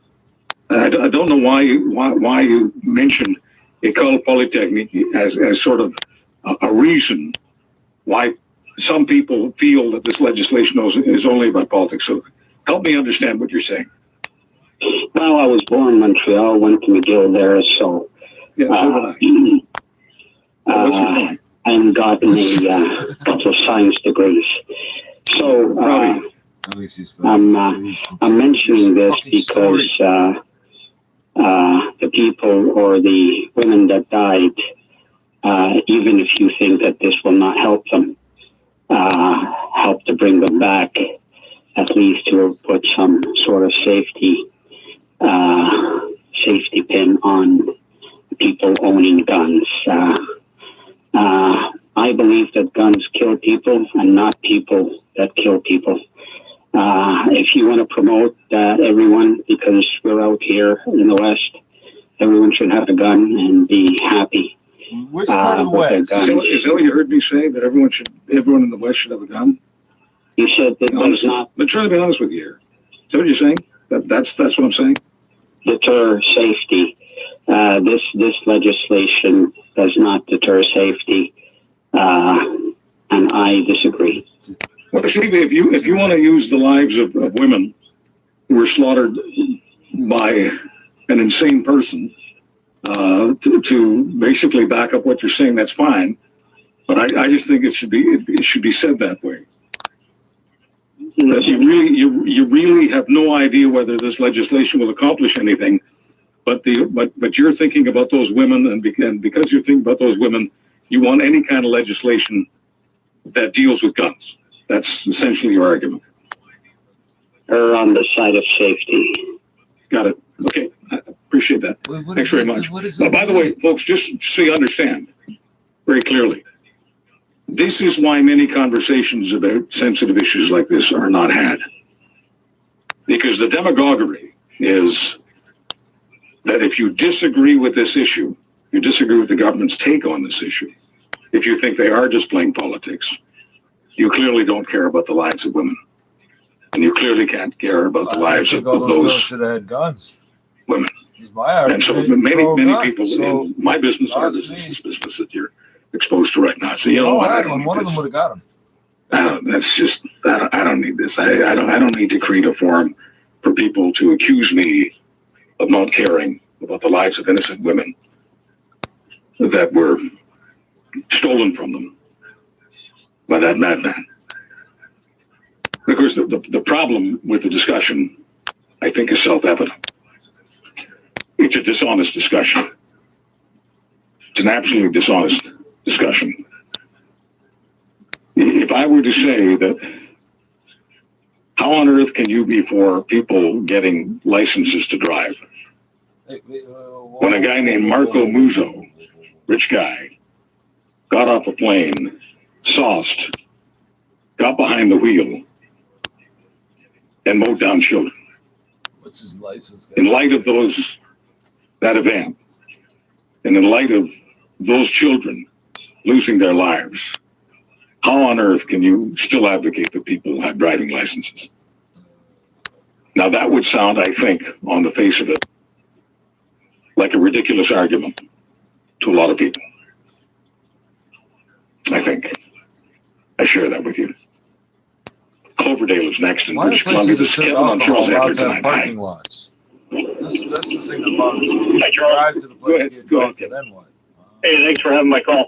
Yeah, I just wanted to touch briefly on, I think that the liberal OIC is actually more about deflection with the gun ban, because by downloading it onto the municipalities, they are going to absorb all of the flack, essentially, and this will allow the Liberal government to avoid any culpability over it. Well, two things with that. One, the gun violence. If it was going to stop, it would have stopped about this time last year. And I say that because lawful gun owners haven't been able to take their AR-15s or whatever weapon systems that they have, they haven't been able to take them to the range. Yet there's been no cases that I'm aware of in Canada where any of these people have gone out and gunned down people. But we've seen an awful lot of street violence, and the gang shootings is still going on. And I think what's concerning is that ordinary citizens seem to know what's going on with the gun violence in this country, yet our government is so disconnected from the real problem. Got to kind of consider, how is it that it ended up in office in the first place? So how is it not about politics? I don't know. To me, it's all about politics and that perception that they're doing something, when the reality is that they haven't done anything in the last year since the ban's been in place since last April. And I think that that's not contributing to public safety. If anything, it's making things more dangerous for people. The gang violence hasn't stopped. You and I, Charles, if we go to a restaurant with our friends and family, we become potential victims because we know that the gangs don't seem to have any boundaries. There doesn't seem to be any place that's untouched. So I don't know, but that's my position on it. Well, if you wanted to target people who are robbing 7-Elevens, right, robbing convenience stores, but you were just going after the honest customers in the 7-Elevens, right? But what would you accomplish? This is the gun crime. You know, gun crime is the only crime I know of where politically it can advantage you to target a group that has nothing to do with the event.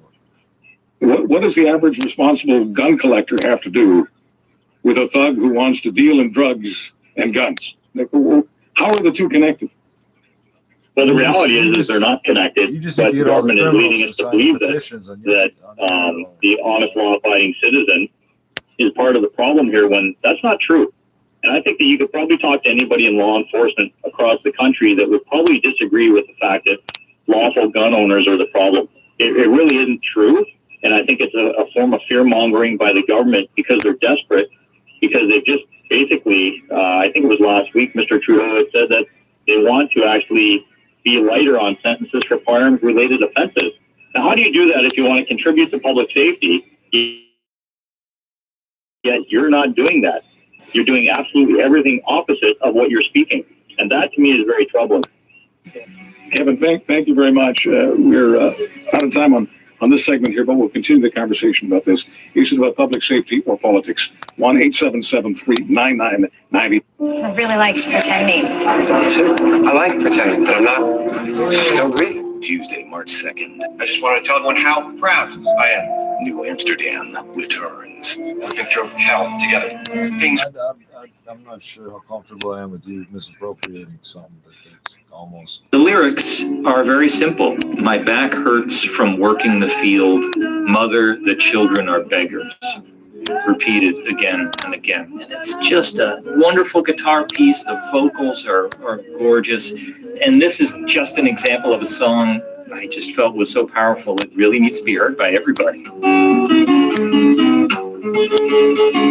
Finding the records is basically through the global marketplace. It's not particularly exciting, but I have news for everybody. There's not a lot of 78 collectors on Earth. Why? Because it's a medium that most people just don't want to deal with. They're breakable, they're heavy, You have to have special equipment to get them sound right. It's expensive.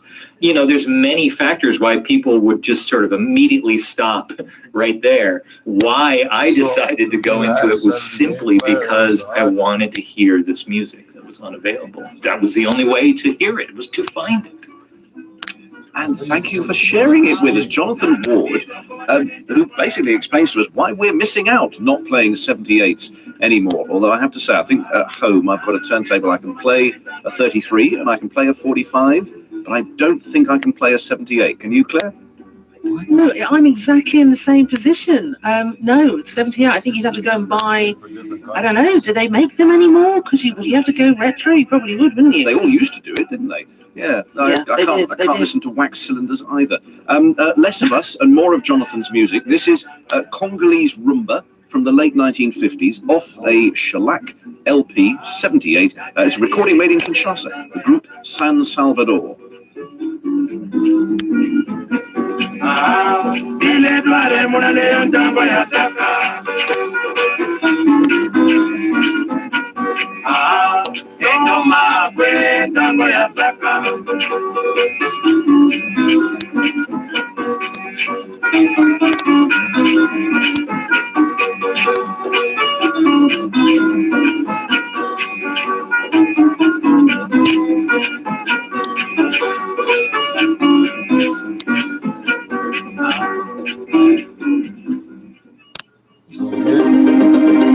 Distribution of the BBC World Service in the U.S. is supported by Mimecast, used by nearly 40,000 organizations to help keep them safe from phishing, business email compromise, and ransomware. Learn more at mimecast.com.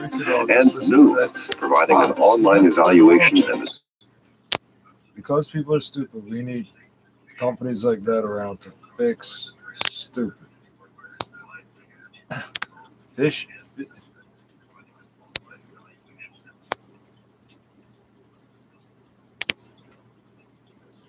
I don't know why this station is on it. The cops are kicking in the door. Tell us where the stuff is. You're a detective sergeant. You're assigned to Bunko Detail. An expert confidence man has resumed operations in your city. His criminal record dates back 35 years. Really? He's a master in the art of the gentle swindle. Your job, damn it. Stop him. If you want a long cigarette, smoke the best of all long cigarettes. Smoke. All that and James Craig with the sport after the news. BBC News with Neil Nunes. President Biden has made a somber address to the nation as the number of Americans who've died from coronavirus passed 500,000. He described the figure as a truly grim, heartbreaking milestone and urged people to resist becoming numb to the sorrow. Mr. Biden, the Vice President Kamala Harris, and their spouses observed a moment of silence. The Australian government has resolved a dispute with Facebook about news content. The two sides have been at loggerheads over proposed legislation which would force tech companies to pay to use news content in Australia. A study in Nigeria suggests coronavirus infection rates are far higher than official figures. Researchers say as many as 4 million people could have been infected in the city of Lagos.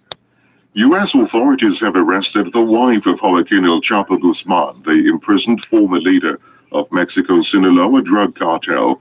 Emma Coronel has been charged with drug trafficking. An inquiry in South Korea has found troops missed 8 chances to catch a North Korean man crossing the two countries' border earlier this month. The man spent over 3 hours in the heavily guarded border area without being spotted. A special plane carrying a consignment of Ebola vaccine has landed in Guinea. A dust storm in the Sahara forced the aircraft off course on Sunday when it was diverted to Senegal. Most of the 11,000 doses are to be taken to the Guinean town of Zerikore, where 5 people recently died. 3 major nature conservation organizations have warned that nearly a third of freshwater fish are at risk of extinction.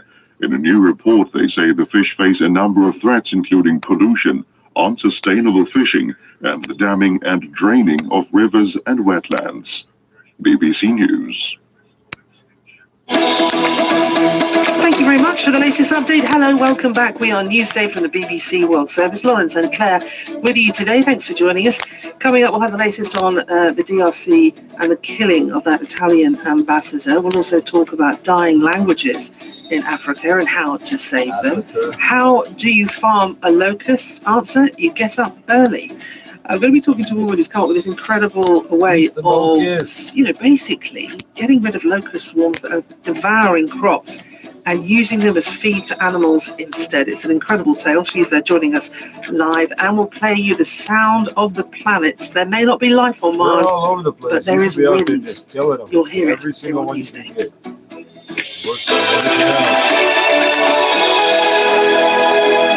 Again, with events in the Democratic Republic of Congo and the killing of Italy's envoy to the country, Ambassador Luca Attanasio, who, along with his Italian bodyguard and their Congolese driver, were killed in an ambush on a UN convoy in the east of the country.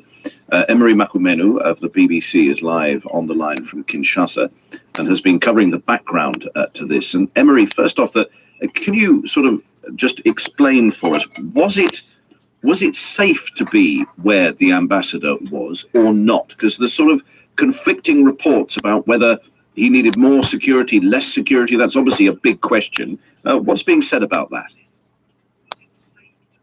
Well, what we learned from the Interior Ministry is that they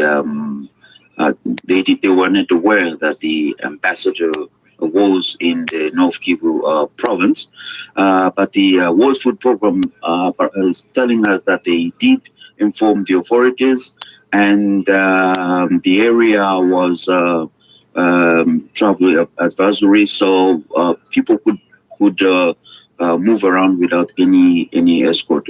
But the North Kivu province is known for being very insecure. There are armed groups targeting particularly humanitarian in that area. So we learned that the ambassador was only traveling with his bodyguard in a convoy of two vehicles. This presumably would have been his decision to make. So if we're trying to find out who's responsible, presumably the decision was made that it was safe for him to be there. But can you tell us, is it likely that he was targeted as a foreigner, as a rich target, as an ambassador? Is this criminality? Is there a political element behind it? What are people saying? Do we know? Well, anybody could have paid somebody. Well, the area is as a myriad of armed groups roaming into the North Kivu province. So anyone traveling, especially humanitarian or tourists, are targeted particularly by these armed groups. For in the case of the ambassador, we can't, we don't have the details. DRC officials have started investigating on what really happened, if they were targeted or if people knew that they were taking the road. But at the moment, it's very, very difficult to establish what really happened. Okay, many thanks indeed for the latest. That's Emery Makumenu of BBC News in Kinshasa. Thanks to Emery.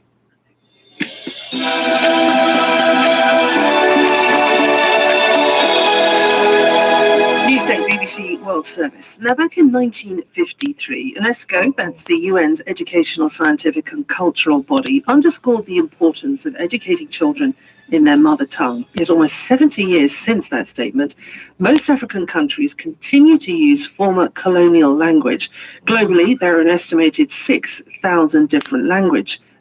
Africa boasts 2,000 of them, and there are fears now that the global total, of which half may well be lost if something isn't done. So how do you stop that slow slide into oblivion? Well, Justice Simango is a political strategist based in Bulawayo, Zimbabwe, and he runs a campaign promoting language and culture.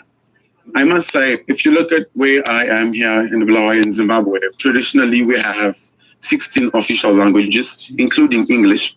But then in most education centers or schools and universities, English is the main language that teachers and students use. And because of that, indigenous languages like Shona, which is the most dominant indigenous language in Zimbabwe, and which is spoken here where I am in Bulawayo and the Matabeleland region, you discover that people are shying away from their mother tongues because the use of English is used as the only mode of communication or language that can make you feel like you are professional or you are formal. From that point of view, when school children are looking further ahead to their university education, to potential careers, you can kind of understand it, that they would want to make themselves understood in a language that is international. So is there a balance to be struck, do you think? French. I feel like we do have an opportunity for young people to strike the balance. But I always emphasize to people to say, look, it all goes back to government policy, especially here, where we're saying the study of indigenous languages is not as mandatory as compared to English. So you find that people here in Zimbabwe, they study English from primary education, high school up to university, as compared to indigenous languages where you find other provinces, for example, in Bulawayo and Matabeleland, they don't offer Shona language. And you go to Mashonaland and you won't find an indigenous language being offered in that particular province. But you find all the public and private schools teach English. So it's easier for students to then migrate to other countries because they're able to communicate in English and not in their indigenous languages. It's a double-edged sword, isn't it, really? Because you have these languages only in Africa because of colonialism. So I guess it's getting that balance between moving away from what was a negative period in Africa's history, but staying progressive for the young people of today. I'm reading that many young people, when asked a question when they're young, will reply in English or French, even though they have other languages at their fingertips. I mean, you've got a bit of a mountain to climb, haven't you? I totally agree. Let me just give you probably an example of what I have experienced here. You go to public schools, for instance, and even the private schools here in Zimbabwe, you discover that teachers actually do not embrace indigenous languages. They want to embrace a foreign language. That being the case, when students dismiss from class, on their way back home, on their way back to school in the morning, they speak in their indigenous languages. But the moment they enter the classroom, they start speaking the foreign language. Even in meetings at work, whosoever chairs the meeting, it automatically means they're now speaking in English and not in our indigenous languages. And you find that participants in a particular meeting, they hardly participate. But the moment the meeting is informalized and people are asked to speak in Shona or in Ndebele, in their indigenous language, they become more relaxed. They're able to participate more effectively because people are able to express themselves better if they speak in their mother tongue. That is very interesting. So what you're saying is public or private school needs to reflect what's actually going on in the real world. Our education system was adopted from our colonizers, so it's going to be a gradual phase, but eventually we need to do something. We need to get to that point where we're saying, how can we teach our indigenous languages effectively? People should be proud of who they are. Justice Amanga there speaking to me a little bit earlier. He's a political strategist based in Bulawayo, Zimbabwe, protecting those indigenous languages. 19 minutes to the hour. This is Newsday from the BBC World Service. We're going to talk about farmers fighting back, trying to make use of what is a plague.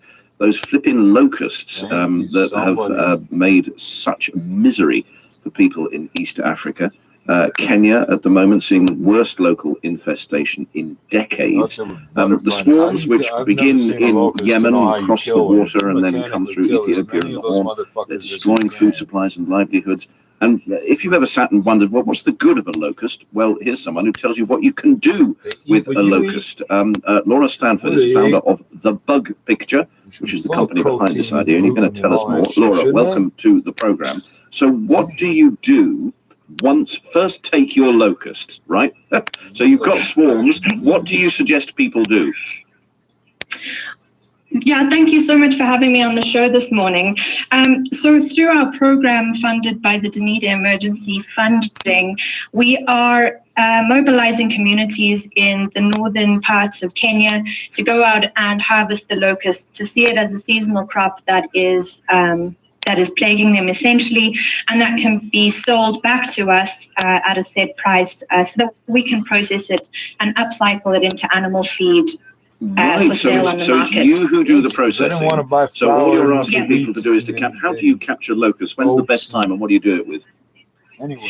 So this has been a bit of a trial and error, as you can probably imagine. But we follow the swarms via border, so via motorbike in the afternoons, find out where they're roosting, and then our project team goes to those communities nearest by and show them how to harvest, which is practically through the night from about 6:30 when the sun sets until about 7:30 in the morning after sunrise. The insects actually just sleep. So if you think about fruit picking, that's sort of what we're doing, seeing these guys as fruit on trees and people literally just picking them off the trees. You have to do it one by one. When I'm thinking of the millions of locusts that there are in a swarm, I mean, can you knock a tree and they all fall down, or what? Are there shortcuts? Yeah, there are a few shortcuts. So we can put tarpaulin under the tree and shake the tree. We've tried a whole bunch of things. There have been some comical moments trying to catch these guys. But we have found that actually just getting people to try their own thing has given some of the greatest solutions. That's interesting. Now, I want to know what you do with them in just a moment. But first off, I mean, the swarms are so enormous that this isn't so much about stopping the swarms, because that's beyond human capacity, isn't it? Unless you spray them, I assume. I mean, people can go out, they can catch their local locusts, but there's too many to actually stop the locusts. That's not what this is about, is it? Everybody kills a bunch of them. Yeah, so this is to complement the FAO spray efforts, which have been a mammoth task and which have been incredible. What they're doing is the real impact work of the desert locust production. What we're doing is trying to create a bit of call of action to the communities that are affected. And tell us what it is that you do with the locusts that they collect. How do you convert them into feed? So we harvest them. So first the locals will bring, the local farmers will bring them to us in the morning. We'll pay them immediately via mobile money, and then we'll take them away to our nearest processing center, which is based in Rumaruti. And here we leave them for 3 days to make sure that they haven't been sprayed, which is obviously quite an important element because we don't want those chemicals going into the animal feed. And then we grind them and put them out on tarpaulins to sun dry for 3 days. So basically, within a week, we've got a product that can be milled into animal feed. Wow, tasty and nutritious for I assume. They like it, do they? Yeah, they love it. Great. We'll have to get you back on and maybe talk about recipes for locusts as well. But for now, what a brilliant use of it. Laura Stanford and Bug Picture is the company that is doing its best to try to get some good out of locusts, because let's be honest, there isn't a lot good that comes out of locusts. I would not want to be under that tree. Newsday, BBC World Service. Here are your headlines. President Biden has spoken of a truly grim milestone as the number of people who've died from COVID-19 in the US passes 500,000. And Facebook is to restore news feeds in Australia after the government agreed to...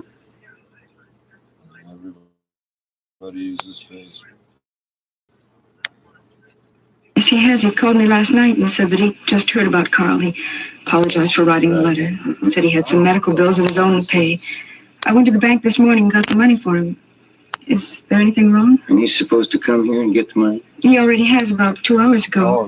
He seemed to be a very good friend of Carl's. Ben, you got that mug shot on? Yeah. Yeah, here it is. I don't understand, Sergeant. Is this the man who picked up the money? Retirement savings plan versus the tax-free savings plan. And what are the best? Alors, petit de comparaison, hein, vous regardez sur le territoire niçois, le département est à peu près à 500 cas pour 100 000, là où dans le Nord, on est autour de 250. Donc, à titre du département, on est sur des proportions un peu différentes. Sur Nice, on est ciblé autour de 700 cas pour 100 000. D'ici le mois de mars, on pense que les premières doses COVAX pourront atterrir dans nos pays. 55 TRLOU or visit pinpointhealth.com. But now, things are changing and people are putting more effort on the girls' side, and it's a really good thing. With everything that's going on in the world at the moment, it must be giving South Sudan and the population, and particularly the young girls in South Sudan, something to actually look forward to, something to strive towards, and something to enjoy. I mean, that's got to be right at the forefront of your mind, hasn't it, as the women's national team captain? Definitely. Look, I mean, players from other nations, I mean, obviously you grew up yourself in Kenya. Do you reckon that there'll be other players like you who perhaps were playing outside of South Sudan who are now tempted to come back and play in that home league?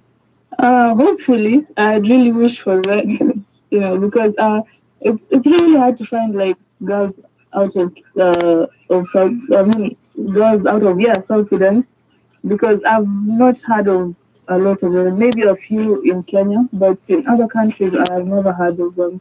But it would be really nice, you know, to have girls coming back to the country, because now we have a league that's running. It would be really nice to have them, because we'll have more numbers in the national team, and I think it will help us have a stronger team. There's lots. The Ursine familial unit ascertained the identity of the culprit, a juvenile female possessing a remarkably gilded coiffure. When you're dyslexic, no story is simple. Learn more at it'shardtoread.org. You've been listening to us on the AM dial for decades, but we know parts of Toronto get in the way. Stop cursing the streetcar wires. Download the Radio Player Canada app. So the two big revelations yesterday. That's how we should sound all the time. Once you have the Radio Player Canada app. I wonder if they got some about fish and birds. Djokovic says he's still full of energy at 33 years.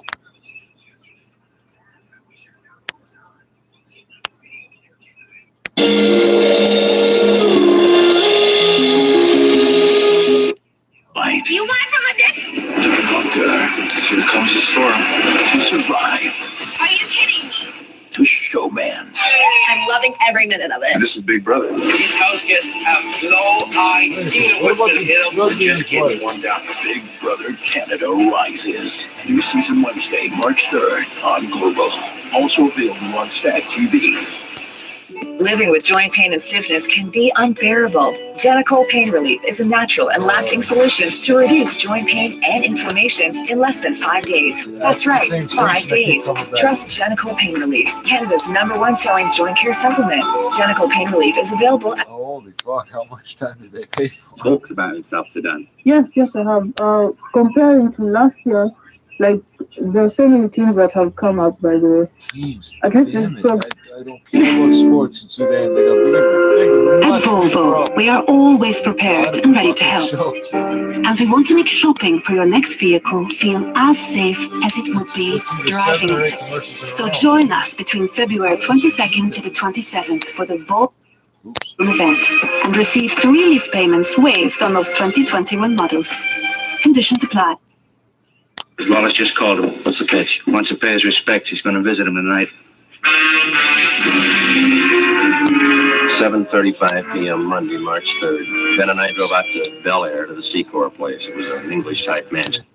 Your current elevator company that you deserve, call CEE. New installations, or you want to bring your elevator up to current safety codes, call CEE. They'll set up a maintenance program to ensure your elevator has reliable, trouble-free operation. For a free quote, contact CEE Elevator, 905-428-8300. Online at cee-elevator.com.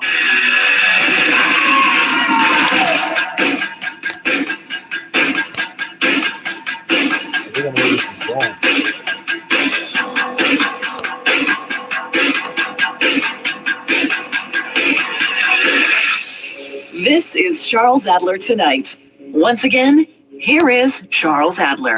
So Shane Hewitt is here, no doubt, with the announcement of a show lineup that is dramatically different, radically different. So different from everything that you've heard in the last 3 hours. I don't know how he does it. Yeah, how he always comes up with something that is nothing like what came before it to give the listener maximum gratification. For the people who listen to yours truly for 3 entire hours, God bless them, I love them. And then they listen to Shane for another bucket of 3 hours. This is the loyalty that this man engenders just blows my mind. When you said drastically different from your show, you are accurate in that yours was good. Oh, no. And mine is meh. No, you're pushing self-deprecation to an unnecessary extreme. What have you got, Shane? We got lots of fun stuff tonight. We are going to check in with one of the conversations I'm excited about is Stephen Rossiter is a friend of the show. We met him last summer, I guess, last fall when we were talking about becoming lords. I don't know if I told you that, Charles, but we became landowners in Scotland and we became lords officially, lairds on the show, Matt and I. And we met Stephen through that. And he's the guy who made it happen and helped us buy our land. And so it's a 1 square foot plot at a nature reserve. It's nothing fancy, but it does mean I can put Lord on my credit card, and that makes me feel good. Anyway, he's coming back on the show. I hate to interrupt because you're on such a ride here. But it's not Mr. It's Lord. What are the taxes on 1 square foot on a nature reserve in Scotland?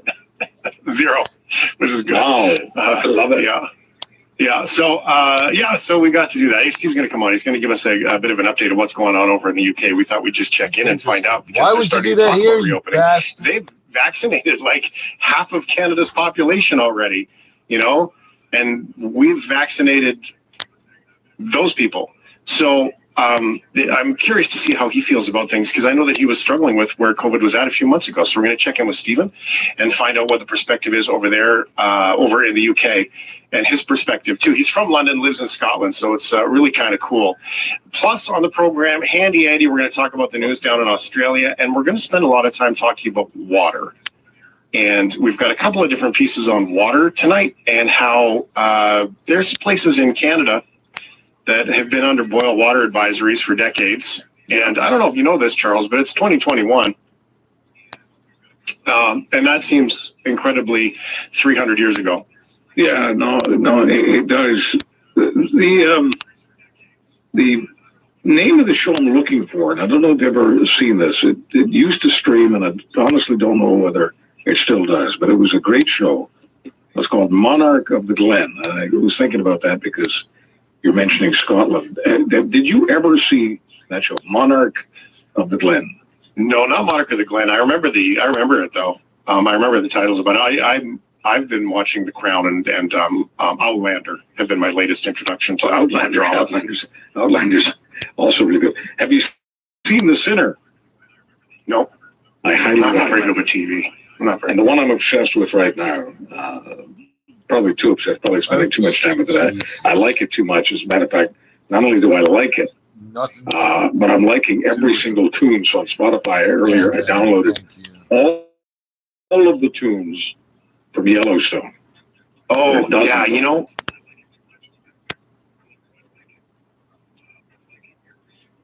fucking guy.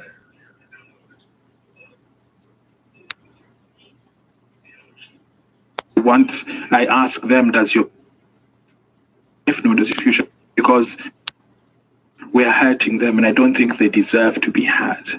And if we do that, it's not fair going into a marriage with a lie.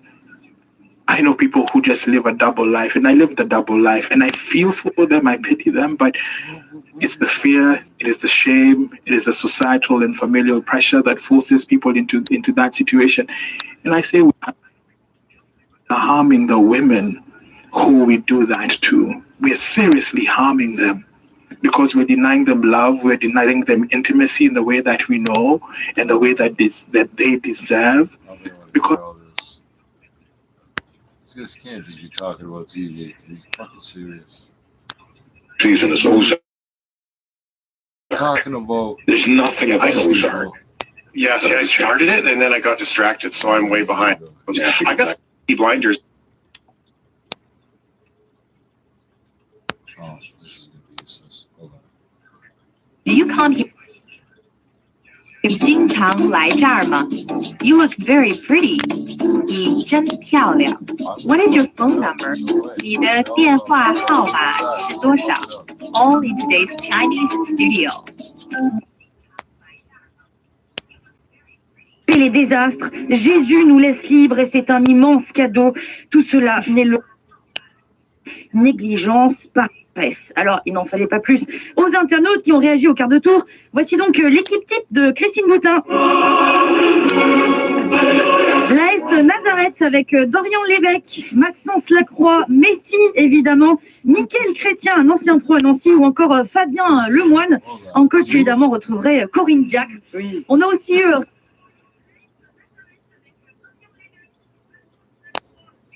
On ne fait pas cher là, tu peux toujours acheter.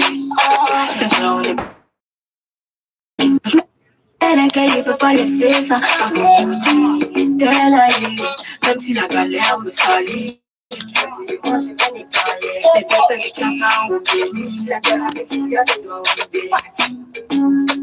Je ne vais jamais oublier la galère, c'est ça qui m'a forcé. Quand il y avait pas là, c'est les gars qui m'ont. Laissez-moi me le cœur, c'est le laissez-moi me le cœur, c'est le on dit pas de force, mais elle accroche. Laissez-moi me le cœur, c'est le Léké en Côte d'Ivoire, reportage à retrouver sur RFI.fr. Demain même heure, on parle du Kiondo kényan, ce sac à main, ce sac à provisions, tissé normalement à la main garnie de cuir. RFI Matin, c'est terminé pour les 2 premières heures. Je vous laisse la parole, Nathalie Amar. Bonjour. Bonjour Edouard, et à demain aux aurores, 4 heures, temps universel. RFI Matin, c'est la deuxième mi-temps. Bonjour à tous, soyez les bienvenus. On est ensemble jusqu'à 9h à la une de ce 23 février.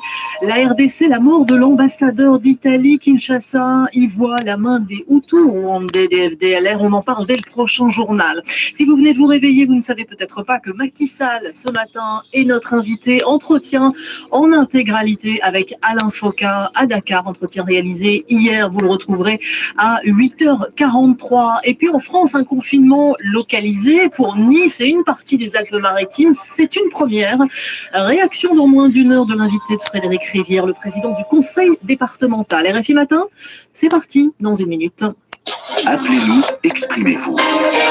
Chantal Doro. La Chine multiplie la livraison de centaines de milliers de doses de vaccins anti-Covid à destination de l'Afrique. Initiative désintéressée ou nouvelle façon pour Pékin d'accroître son influence sur le continent. Que pensez-vous de cette démarche? On ouvre le débat. 33 9 693 693 70. Chantal Doro, avec vous au téléphone, tout à l'heure, à partir de 8h10 TU. RFI. Autour de la question. Caroline Lachowski s'interroge avec les plus éminents chercheurs sur les mutations en cours dans nos sociétés et sur les évolutions de notre humanité.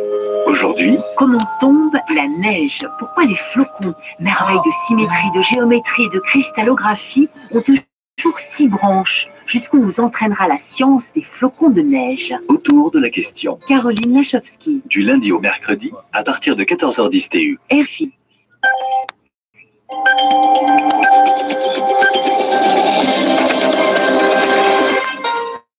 Il est tout juste 7h à Paris et à Kinshasa, 1 heure de moins en temps universel. Vous êtes bien à l'écoute des RFI.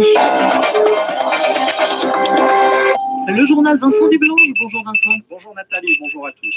Des Françaises en grève de la faim en Syrie, prisonnières des forces kurdes car ayant appartenu au groupe État islamique, elles veulent être rapatriées en France avec leurs enfants pour y être jugées.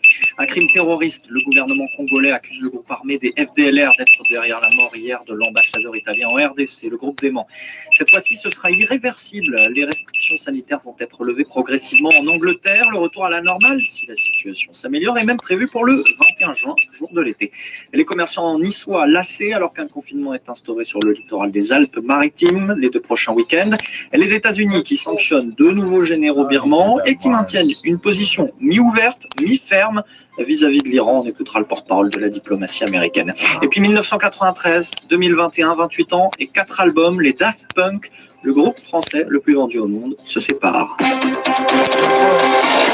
Elles sont environ 80, perdues dans le désert, prisonnières dans des camps insalubres aux confins de la Syrie et de l'Irak. Françaises, avec leurs enfants, souvent, elles ont été proches du groupe État islamique avant la chute de son califat autoproclamé. Et elles veulent rentrer pour, disent-elles, assumer, quitte à être jugées. Une dizaine de ces femmes se sont donc mises en grève de la faim depuis 2 jours. L'ONU, la Croix-Rouge ont alerté sur les risques de malnutrition des enfants dans le nord de la Syrie. Et pourtant, Paris n'a accepté le retour que d'une trentaine d'enfants. Il y en a encore près de 200 sur place. Et c'est pour revoir ces 4 petits-enfants et sa fille coincés dans le nord-est syrien que Pascal Descamps a elle aussi cessé de manger. Elle qui reçoit des nouvelles toujours plus inquiétantes de Syrie, Marie Casadebey. Chaque semaine ou presque, la fille de Pascal Descamps envoie à sa mère un message vocal. Les nouvelles sont très inquiétantes. Ça fait un petit moment que je suis malade, mais bon, je voulais pas t'en parler parce que je savais pas ce que j'avais. En fait, j'ai une tumeur dans le côlon. Je suis désolée de te l'annoncer comme ça, mais je ne sais pas si je peux te reparler après. Démunie face à la détresse de sa fille, Pascal Descamps ne se nourrit que d'eau sucrée et de tisane depuis plus de 3 semaines. Elle est épuisée, souffre de maux de tête, mais assure qu'elle tiendra le coup pour sortir sa fille et ses petits-enfants de l'enfer dans lequel ils sont plongés depuis 2 ans. Il n'y a pas de médicaments. J'ai mon petit-fils de 2 ans et demi qui a eu des boutons pendant 2 mois et demi. Il n'a jamais eu de traitement, on n'a jamais su ce qu'il avait. Ils sont restés longtemps avec des vêtements d'été, par exemple, parce qu'il commençait à faire très froid. L'eau n'est pas potable. Donc, ils ont tous des gastro-entérites. Ça devient des maladies des intestins chroniques. C'est ça, les conditions de vie. Ma fille est emprisonnée et mes petits-enfants aussi. Donc ça, c'est lamentable. Des enfants n'ont rien à faire en prison. Et si ma fille est responsable, qu'attend-on pour la juger? La jeune femme de 32 ans fait l'objet d'un mandat d'arrêt international émis par des juges français. Pascal Descamps ne demande que son application, malgré les conséquences qui l'attendent en France. La prison, sûrement pour sa fille, le placement en institution dans un premier temps pour ses petits-enfants. Le gouvernement français maintient pour le moment sa politique, rapatrier des enfants au compte-gouttes et laisser les autorités kurdes syriennes juger les adultes. RFI, il est 8h03 à Goma, dans l'est de la République démocratique du Congo. Le gouvernement accuse les miliciens FDLR d'avoir tué l'ambassadeur italien dans le pays. Luca Attanasio était en visite dans un convoi onusien hier, sans escorte. Il allait visiter une école à Rutshuru. Selon les autorités du Nord Kivu, il s'agirait d'une tentative d'enlèvement qui aurait mal tourné. Le diplomate, son garde du corps italien et le chauffeur congolais sont décédés. Et le ministre de l'Intérieur congolais y voit la signature des groupes Hutus rwandais, Alex. Bien que plusieurs groupes armés sévissent dans l'est de la RDC, les autorités congolaises ont rapidement accusé les FDLR. Selon elles, les rebelles Hutus ont développé dans la région une véritable économie de la rançon. Carline Zanzou-Kassivita est le gouverneur du Nord Kivu. Les otages rescapés ont pu quand même écouter ce qu'ils disaient. Ils parlaient à Kinyarwanda, un peu de Swahili, mais aussi la zone du parc national de Virunga aux abords de Kibumba, c'est une zone à influence FDLR. Ils sont dans la région en train d'exploiter le bois. Et aujourd'hui, il y a plus de rareté du bois. C'est comme ça qu'ils ont développé d'autres stratégies de kidnapping de personnes. Des accusations que nient formellement les FDLR. Le colonel Placide Niturinda est le porte-parole de leurs forces armées combattantes. Nos troupes sont très loin du lieu du drame. Cet acte ignoble a bel et bien lieu entre Goma et Kibumba, où sont installés des éléments des FARDC au-delà de la route qui mène de Goma à Rutshuru, près aussi des positions clandestines des FRD. Donc, les FDL n'ont rien à voir avec cette attaque. Il faut qu'une enquête internationale soit diligentée pour que la réalité soit établie. Dans un message lu hier à la télévision nationale par son porte-parole, le président Félix Tshisekedi a demandé que les auteurs de l'attaque soient identifiés et traduits devant la justice. Et même demande du côté de l'ONU et de son secrétaire général Antonio Guterres. Au Mali, les membres du Conseil national de la transition, c'est l'organe qui tient lieu de l'Assemblée nationale jusqu'aux prochaines élections, ont approuvé ce lundi à une très large majorité le plan d'action du gouvernement. Il avait été présenté vendredi. Il détermine les axes prioritaires pour les 13 mois à venir, fin officielle de la période de transition suite au renversement du président Ibrahim Boubacar Keïta en août dernier. Le Mali, qui comme 92 autres pays pauvres membres de l'initiative COVAX, pourrait devoir attendre encore davantage l'arrivée de vaccins anti-Covid. En tout cas, les vaccins prévus au travers de cette plateforme gérée par l'Organisation mondiale de la santé. Le patron de l'OMS critique les réservations faites par des pays riches. Le docteur Tedros n'a pas dit lesquels. Ces réservations empêcheraient, selon lui, COVAX de placer les siennes de réservation pour obtenir des doses de vaccins rapidement. Résultat, certains pays se tournent vers la Russie ou vers la Chine. C'est le cas du Sénégal. Le président Macky Sall le justifie. Il est notre invité aux alentours de... Is we have to get the Mundal to do it. Coffee pot, so there we go. Mundal makes me coffee.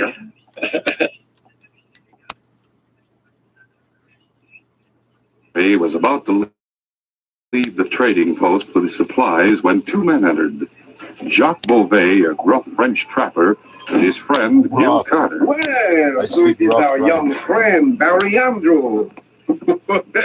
You and your brother have climbed many fur this season, perhaps, eh? You know better than that, Jacques. Your traps are out our way, and the catch has been poor, as far as we're concerned. You hear, Gil? These brothers are not do so well as Jacques. It is knowing how to set the trap that counts, mon ami. They ought to take lessons from you, Jacques. Maybe they don't know about your good fortune, huh? What good fortune? What are you talking about? I tell you, Barry, You see, I have sold my fur for $2,000. $2,000? You mean to say you caught that many in the trap line you have out our way? Sure, of course. I have worked hard. I have catch many fine peltberry. I can't believe it. Look, I show you. Voila! There is the money. Holy mackerel. What I can't see is how you could get so much and we got so little when our traps are set in the same vicinity. My good luck is your misfortune. $2,000 worth is more than anyone would expect, even in a good trapping country. Perhaps, but that is what I have received. Wait until I order some supplies, Barry. Then I'll take you with Gil and me to the cafe to celebrate, eh? No, thanks. I have to get back. I'll be seeing you later. Au revoir. A little while later, Mary and David looked up as Barry entered the cabin. Hi. Oh, Barry. Well, I'm glad I stayed long enough to get out of helping with the dishes. There. I think I remembered everything, Barry. Oh, you always do, Barry. This husband of mine, he usually forgets something. It's because I'm always thinking of hurrying back to my little wife. David always comes up with the right answers anyway. Oh, you should have seen him a little while ago, Barry. The way he looked at me, I began to think he was getting tired of him. You know better than that, honey. Fact is, Barry, I got to thinking about how little we had to show for the work we've done. And I was telling David it must have been a poor season for trapping, that's all. I was almost convinced of that until I heard the news about Jacques Beauvais at the trading post. Oh? What news, Barry? Well, it seems Jacques received about $2,000 for a lot of furs he trapped during the season. Wait a minute. Jacques had his traps in these foothills, too, just south of ours. Yeah, I know. Is Jacques the man who has the small cabin about half a mile down the trail from here? Yes. By thunder, I'll bet that's the answer. What do you mean, David? I suspected someone was stealing from our traps. Now I'm sure that it was Jacques. My golly, if we had proof of that, I'd settle with him. As it is, there's nothing we can do about it. I'll get my coat. Stay here with Mary till I get back, Barry, will you? David, where are you going? Hold on, David. What are you going to do? I'm riding to Jacques' cabin there to talk with him. He isn't there. He's in town, the cafe, celebrating. All right, then I'll go to the cafe to see him. David, please. Don't worry, I don't expect to create But, trouble. David, I don't... Barry says there's nothing we can do. Well, maybe he's right. But at least I'll have the satisfaction of telling that sneaking Jacques Beauvais what I think of him, and of letting him know I'm wise to how he got so many furs to sell. Wow. Making me feel welcome, of course, all the time. Thanks for the call, Shane. You bet, your brother. Love you. No. All right, there it is. Happy birthday to Sunshine Sparkle Pants. Such good sports. Such good sports. Oh my God, good sense of humor. You want to meet people with a good sense of humor? It's those cats right there. They have a good sense of humor, and he's got his hands full because he is marrying up with Sabrina, like something fierce. Like he is marrying up the ladder, for her. So, Sparkle Pants. He sounded so concerned when I picked up the phone. I bet, because he probably thought he was supposed to be working. And I was just like, hey, did I catch you at a bad time? You know, just kind of feeling the situation out. Oh, man. Yeah. And then everything was good to go. Nice. I can picture that panic perfectly. Seriously, if Matt called me on my day off, my first instinct was oh my God, I was supposed to produce a show today. I know exactly what he felt. That's so funny. Nice. No, you know, his birthday gift is our love. That's what he gets. And it's free. And it's free all the time. He only gets it when we love him. 877-399-9898. Coming up on the show, this is a question sort of out of context. It's about butter. And I think the question is, you know, I mean, how do you like your butter? Pardon me? I know. Are you a butter user? I think the question really is butter or margarine. Which one's the best? You know. But I don't know. I just thought I would bring up the conversation of butter on the inspiration from Rhino, and just say 877-399-9898. Butter. Are you a butter lover? Oh, we should have got Dan Davidson. Dan Davidson created a mock metal band, like a bluegrass metal band called, was it Dan and the Butter Lovers? Or just called the Butter Lovers? The Butter Lovers.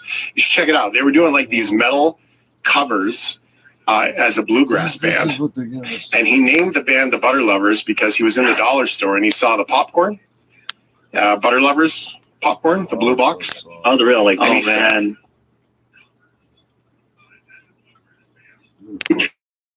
Try to analyze what the most compelling reason why we've done worse than we should have done. And I don't know if this is true, but it feels this way to me as a public health person, that if ever you did not want to have an outbreak of any sort in a certain condition, it would be in a condition where there was intense divisiveness in society, which is what we have. Now, we're going to talk about it with our own expert in just a moment. In terms, it must be said, of deaths per head of the population, the US is far from top. Actually, it's behind countries like the UK, Czech Republic, Italy, Portugal, which have done even worse. Now, we sought out the thoughts of Professor John Schwarzberg. He is an infectious disease expert, professor at the University College Berkeley in California. I wanted to talk to him about this number. How does 500,000 make him feel? It certainly meant and means just tremendous sorrow. It's so hard to put your mind around 500,000 lives in 1 year. It also means feelings of being dumbfounded. How could this have happened in our world where we thought, or at least we had the illusion of, such control? And the other emotion that I've had a lot today is some very deep anger, because a lot of these 500,000 people who died, it was unnecessary here in the United States. So I've been grappling with those three emotions throughout most of the day today. A difficult day, indeed. And it is, after all, just a statistic. I mean, if we try to look on things positively, Anthony Fauci is saying that, you know, the number of infections is in steep decline. And yet that number does sit there rather like a tombstone. You say it was avoidable. Are we on a better path now? We're on a much better path now. I think we're on a path to getting ourselves out of this morass right now. The reason why we're on a better path is primarily because we have a new government.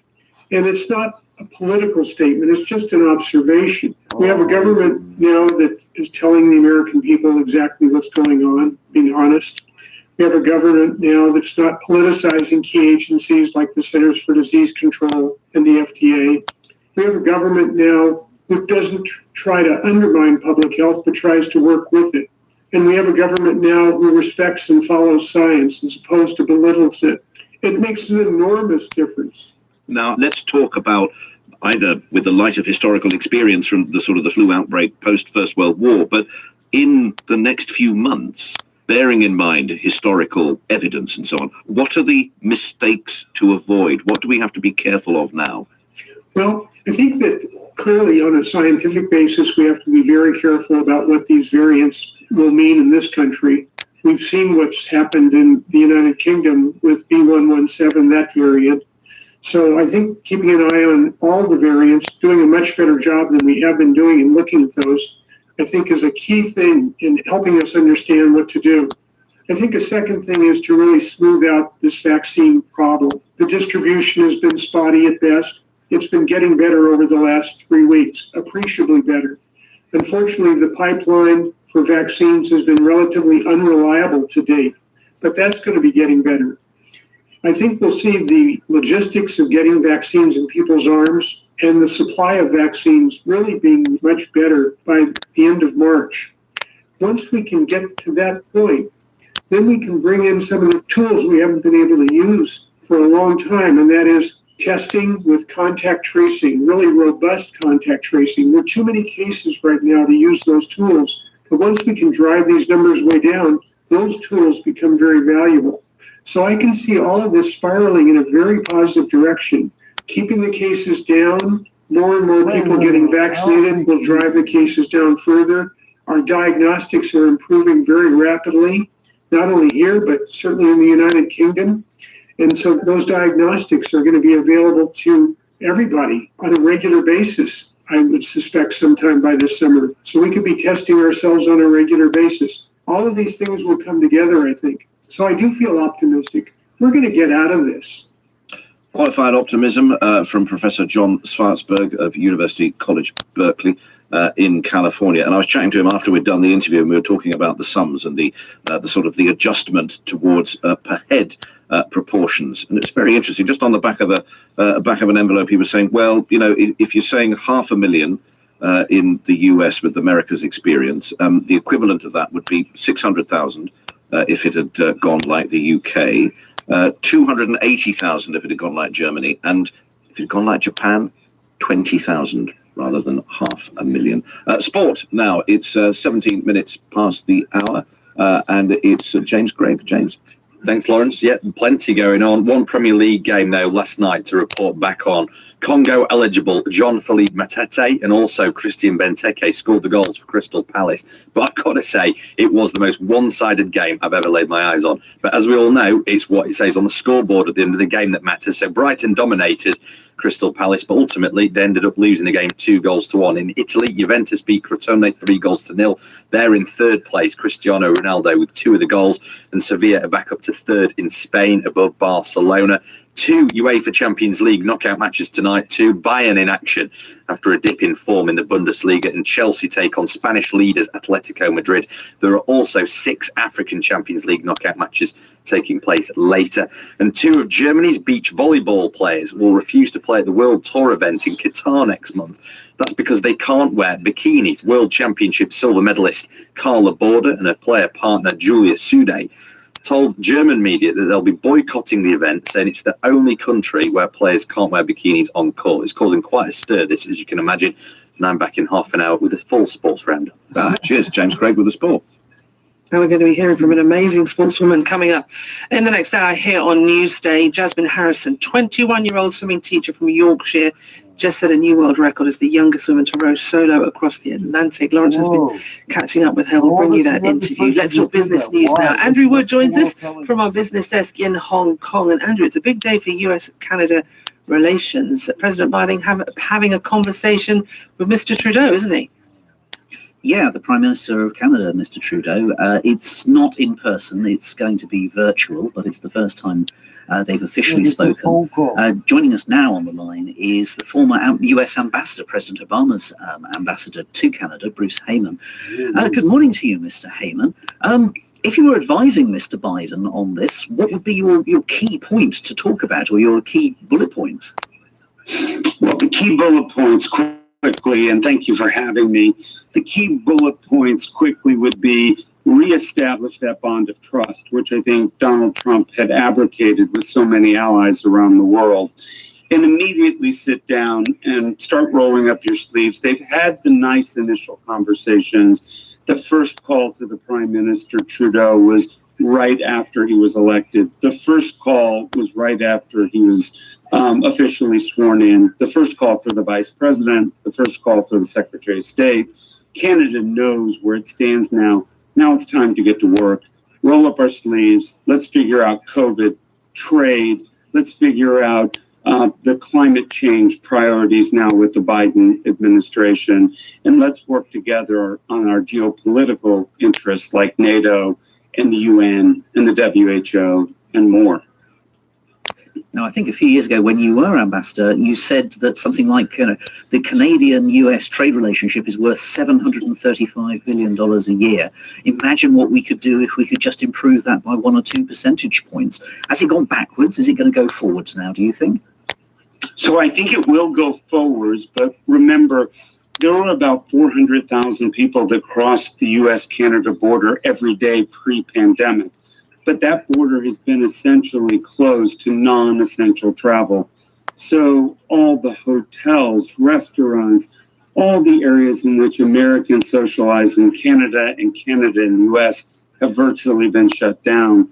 So we need to get that border back open, and we need to enhance the goods and services trade, but don't underestimate tourism as a big component of that as well. Bruce Heyman, former ambassador to the United States to Canada. Thanks for joining us on Newsday. Andrew Wood with the business.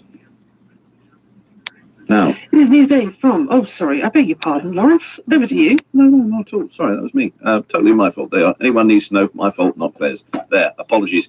Apologies at 22 minutes past the hour. Now, we were talking not long ago about the progress of the pandemic in the US.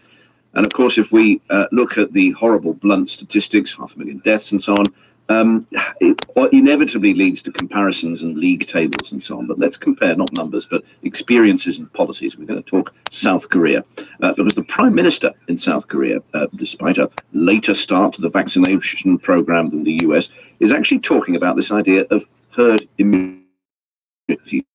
The BBC, South Korea, of course, was one of the first to be hit by the pandemic. It's had very aggressive mass testing and contact tracing as well, but a slower vaccination rollout. However, the statistics are quite encouraging. 1 year on since he became the country's coronavirus figurehead, Prime Minister Chung Se-kyun has been defending that vaccination policy. Here's Laura Bicker.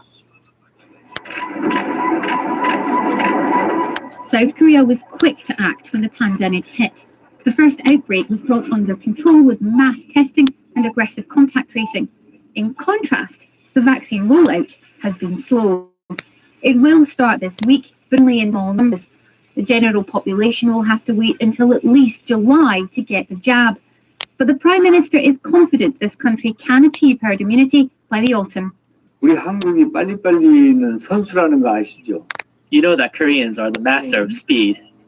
Yes, it's not an easy goal to achieve, but we aim to complete the first vaccination of 70% of our population by the end of third quarter in September.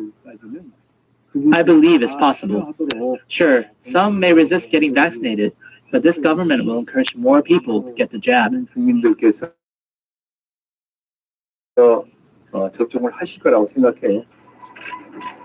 Just over 1,500 people have died from COVID-19 in South Korea, and infection numbers have remained relatively low. There has been genuine surprise here that others failed to follow this country's lead. 선진국에서 우리 한국이 항상 South Korea has learned about democracy and gained technology from advanced countries like Europe and the UK. I never would have thought that they would suffer so much from COVID-19. South Korea was focused on the three principles of testing, tracking, and tracing the virus, and the three values of democracy, transparency, and openness. We didn't realize how well we were doing. It was only later that we learned we were managing better than others around the world. South Korea's northern neighbour is struggling with the economic fallout from closing its borders to prevent the spread of COVID-19. Seoul hopes to offer humanitarian aid, but it also harbours hopes for more talks. 아마 그 북한으로서도 North Korea must also be contemplating a variety of options. What has to be done to keep the regime stable? But North Korea also has to feed its people. 일본의 올림픽이 성사가 될지 Whether the Olympics will take place this year in Japan depends on the pandemic. But the start of inter-Korean talks arose from the last Winter Olympics. The frozen state of talks can be thawed through these kind of opportunities. 그런 계기를 통하든. You've said now is not the time to answer whether or not you're going to run for president. So when will be the time for you? Nobody knows. Laura Bicker sitting down and talking COVID and other things with Prime Minister of South Korea, Chung Se-kyun. Just to remind, that's 1,562 deaths from COVID in a population of 51 million, just to put that in perspective.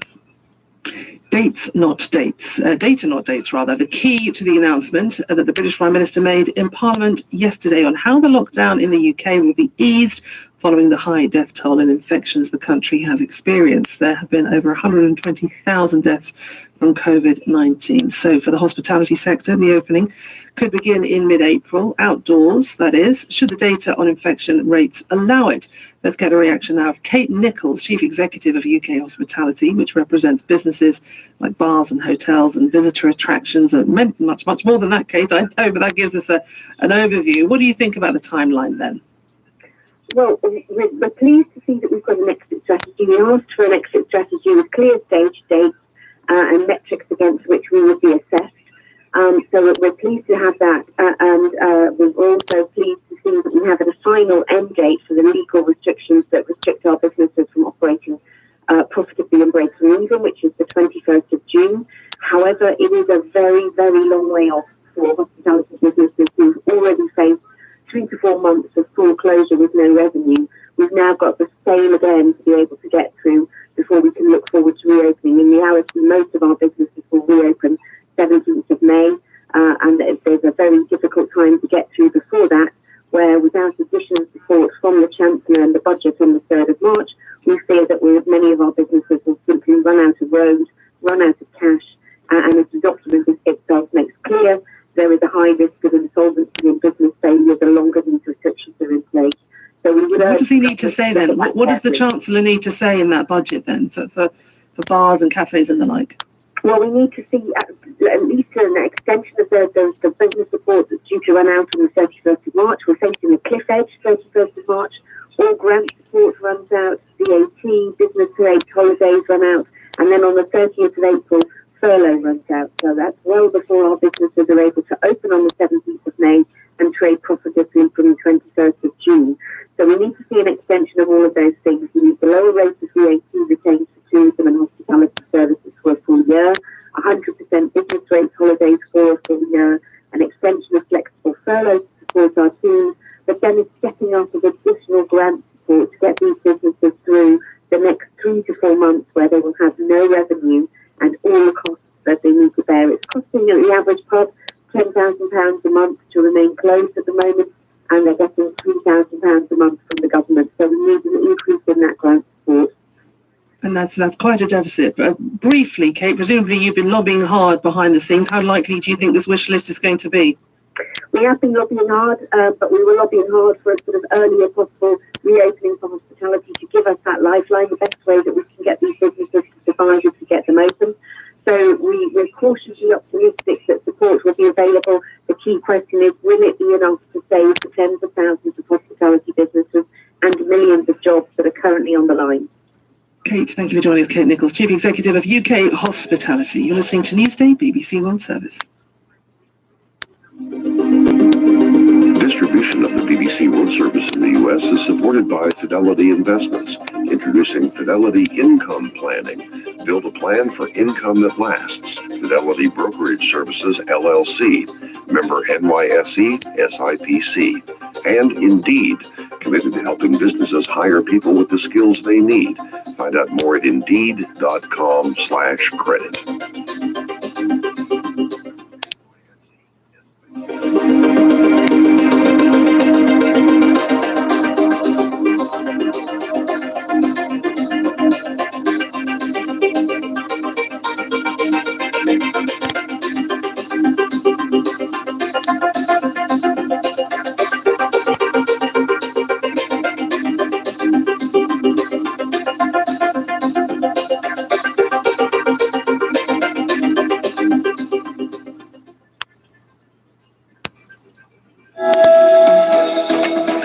Welcome. You are listening to Newsday on the BBC World Service. Thanks for joining us. Claire McDonnell and Lawrence Pollard with you. Could South Africa's former President Jacob Zuma be about to spend 2 years in jail?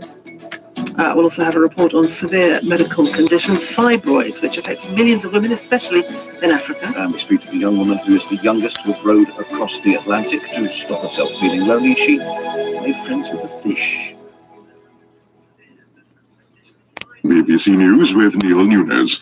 Facebook is to restore news feeds in Australia after the government agreed to amend legislation forcing social media companies to pay for news content. Facebook took action because of concern that Australia's proposed measures could set a precedent. President Biden has made a somber address to the nation as the number of Americans who've died from coronavirus passed 500,000. He urged people to resist becoming numb to the sorrow. Georgia's police have arrested the opposition leader, Nika Melia. The police used tear gas to disperse supporters of Mr. Melia at the party's headquarters. A court ordered his arrest last week for refusing to pay an increased bail fee. A court in Malaysia has allowed 1,200 Burmese asylum seekers and other detainees who are about to be deported to remain in the country for now. Rights groups had called for the court to stop the deportation, saying those detained were fleeing persecution. Europe's largest lender, the British-based bank HSBC, has announced its profits for last year fell by a third. The sharp fall highlights tough market conditions. A UN report on civilian casualties in Afghanistan says there's been a surge in the numbers of killed or injured since peace talks with the Taliban began in September. It says a wave of targeted killings is responsible for much of the spike. The wife of Joaquin El Chapo Guzman, the imprisoned former leader of Mexico's Sinaloa drug cartel, has been detained in the United States.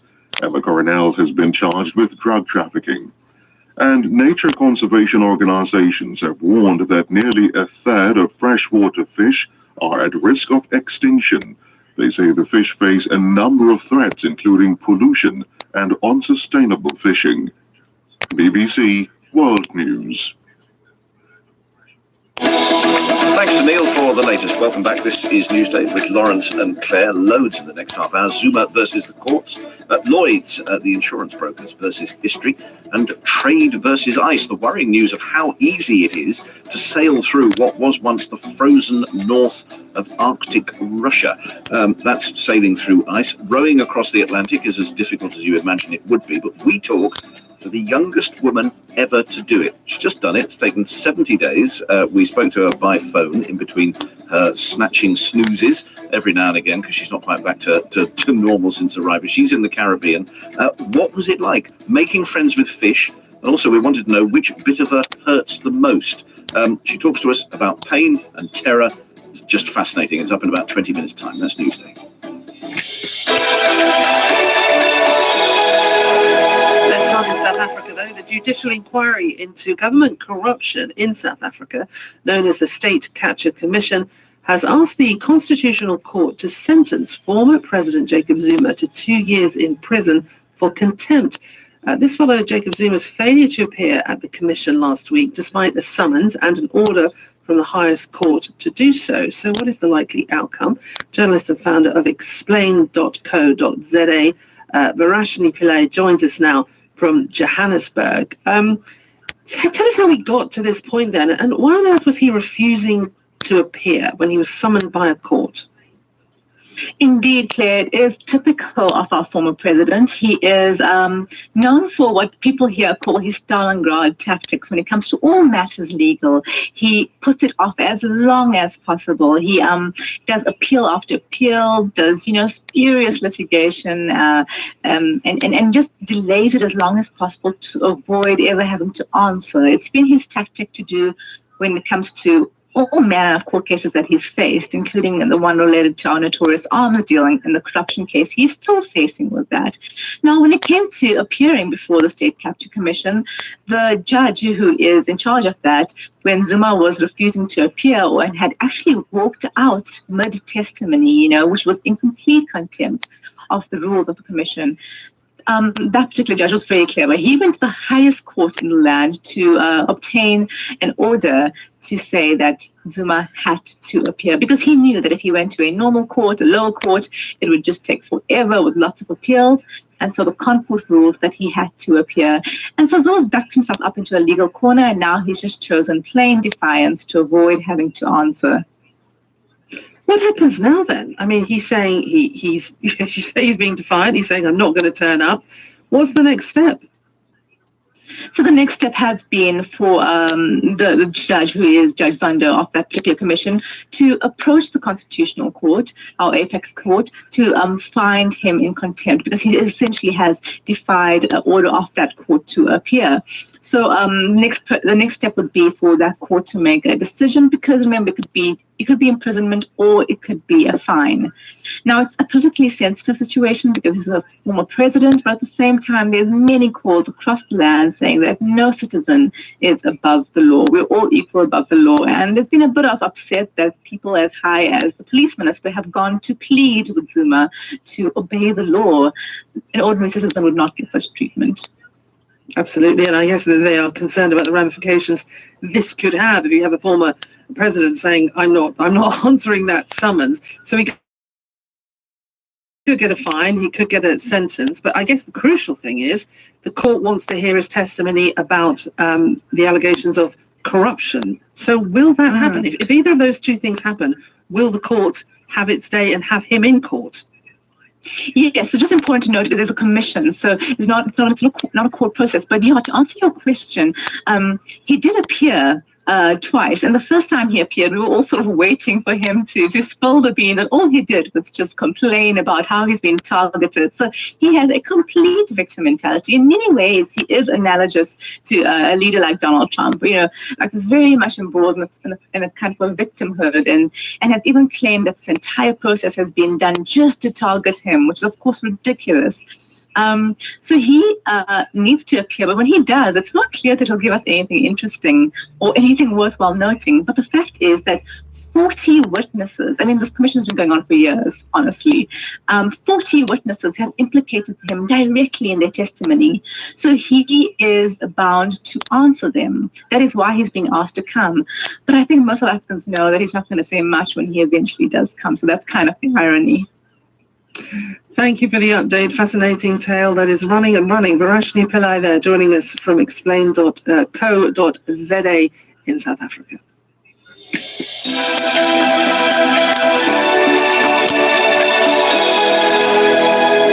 Newsday, BBC World Service, Lawrence and Claire. Now, Lloyd's of London is the world's leading insurance market, crucial to world trade. And as part of this historical reckoning that we've seen from many institutions recently, Lloyd's says it wants to investigate more thoroughly its colonial and slavery history. It's seeking an archivist to investigate what it has already described as its shameful role in the Atlantic slave trade. But how critical was insurance to the trade in African people? Let's speak to Christina Mobley, who's a historian of the Atlantic slave trade with Newcastle University. So, Christina, that's my first question. What was insured? If we're thinking of the slave trade, the triangular slave trade, but from West Africa to the Caribbean particularly, what was insured? Was it the slaves themselves? Was it the boats? How did it work? Hi, good morning. That's a great question. And the answer is essentially everything was insured. So slave traders would take out maritime insurance, which Lloyd's of London had a virtual monopoly on at the height of the transatlantic slave trade. And that would cover what was called cross risks, or risks that were particular to the slave trade. And that included the slaves themselves, who were classified as perishable goods, just as horses or cattle would be characterized, which was extremely objectionable for abolitionists, but was not at all objectionable for either underwriters or even the British court system. So notoriously, there's the slave ship song. The slave ship Captain Collingwood throws over 132 Africans. Yeah, just explain that, because that becomes a major sort of stepping stone in mobilizing people to fight against the slave trade. But this was because, in a sense, ensuring the people produced this perverse incentive that they may as well kill them and throw them off the side because they got money for them anyway. Yes, absolutely. And insurance underwriters called that moral hazard, which is a wonderful euphemism. So yes, the slave ship Zong in the 1780s, a massive slave ship, over 400 African men, women, and children, something like 17 crew. And yes, the captain allegedly didn't have enough water, although we don't think that's true, threw overboard, we think, 132 African men, women, and children, and then claimed the insurance. Now, to be very clear, if there had been what insurers considered to be a legitimate reason, including illness or running out of water, delayed trip, that would have been it's called jettison, and it would have been a perfectly legitimate practice. It was one that was very common, but it was found that the slaves on board, the men, women, and children, the captain didn't think he would get enough money for them if they lived. And so he calculated that the average cost that he would have been reimbursed for was greater than the cost of selling that he would have made. And so he simply threw them overboard. And that's why the courts decided that the insurance underwriters didn't have to pay out on that trip. But it was perfectly legal, and they were not brought up. So that shows how totally involved the insurance market and Lloyd's was in slavery. So, but the thing is, and it's worse than that.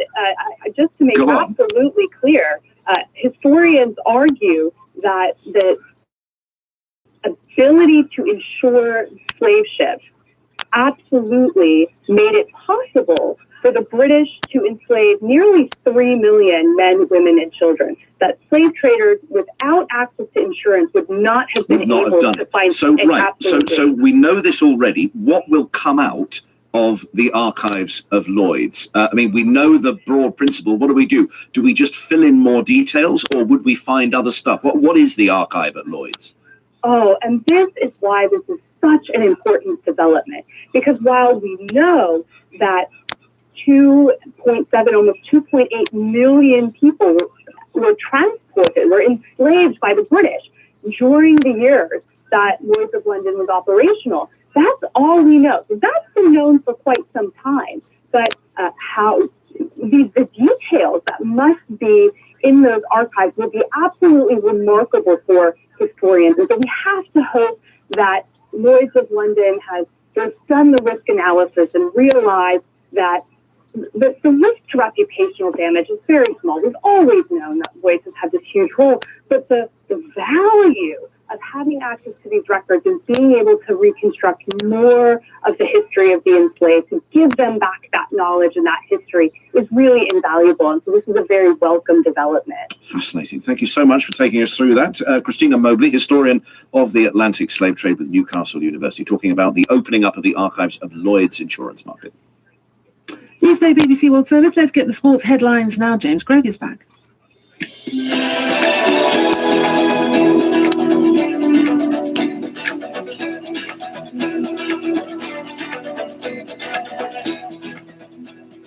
Well, he's back, but we can't hear him at the moment. Yeah, it's the music. The music's definitely James's music, isn't it? It's definitely James's music. So we wonder what's happened there, but we will return to James in just a moment for more sport. So more from him in just. Bear with us. Bear with us.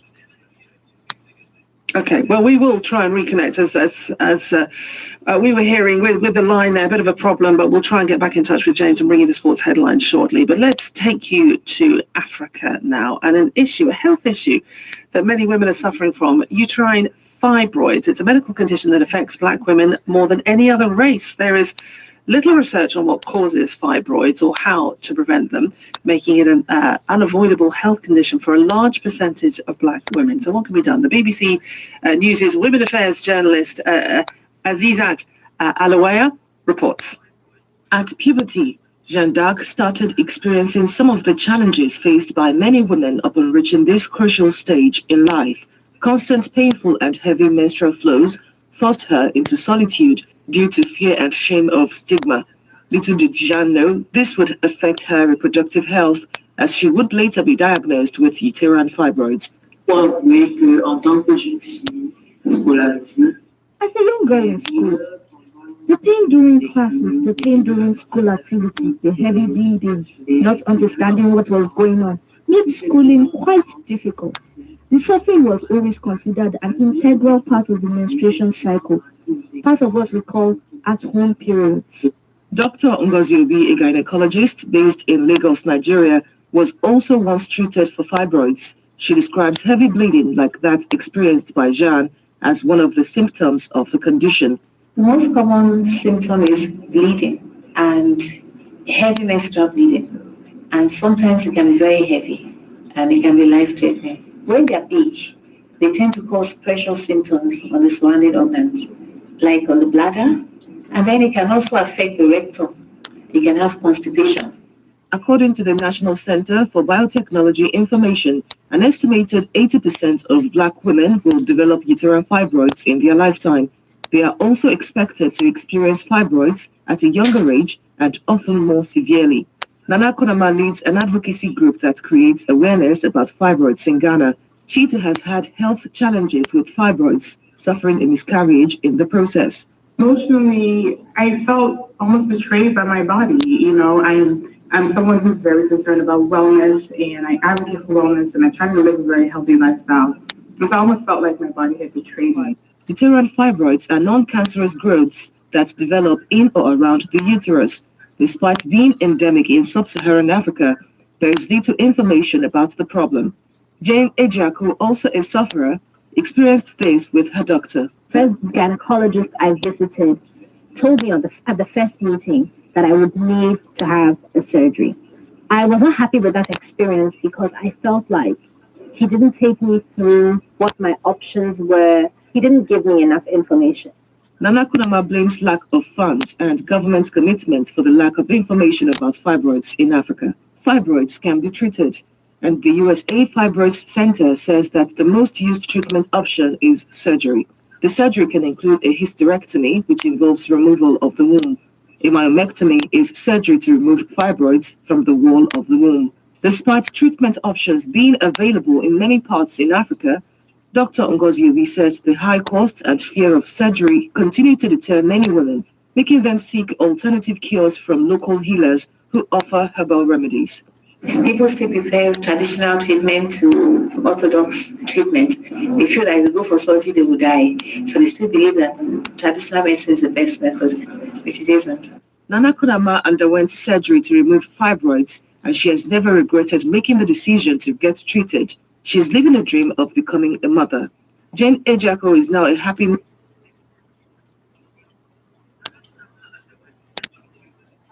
The design on it, Matt. Family crest or something like that. And Mrs. Chamberlain's wearing a pin with the same design on it. I could swear to it. Well, I'm glad you didn't. Huh? What? Miss Chamberlain would probably have had the cavalry out looking for the boy by now. Oh, Matt, the boy means a great deal to his grandmother. I don't think you should joke about it. I'm not joking, Kitty. I don't see anything funny about the whole thing.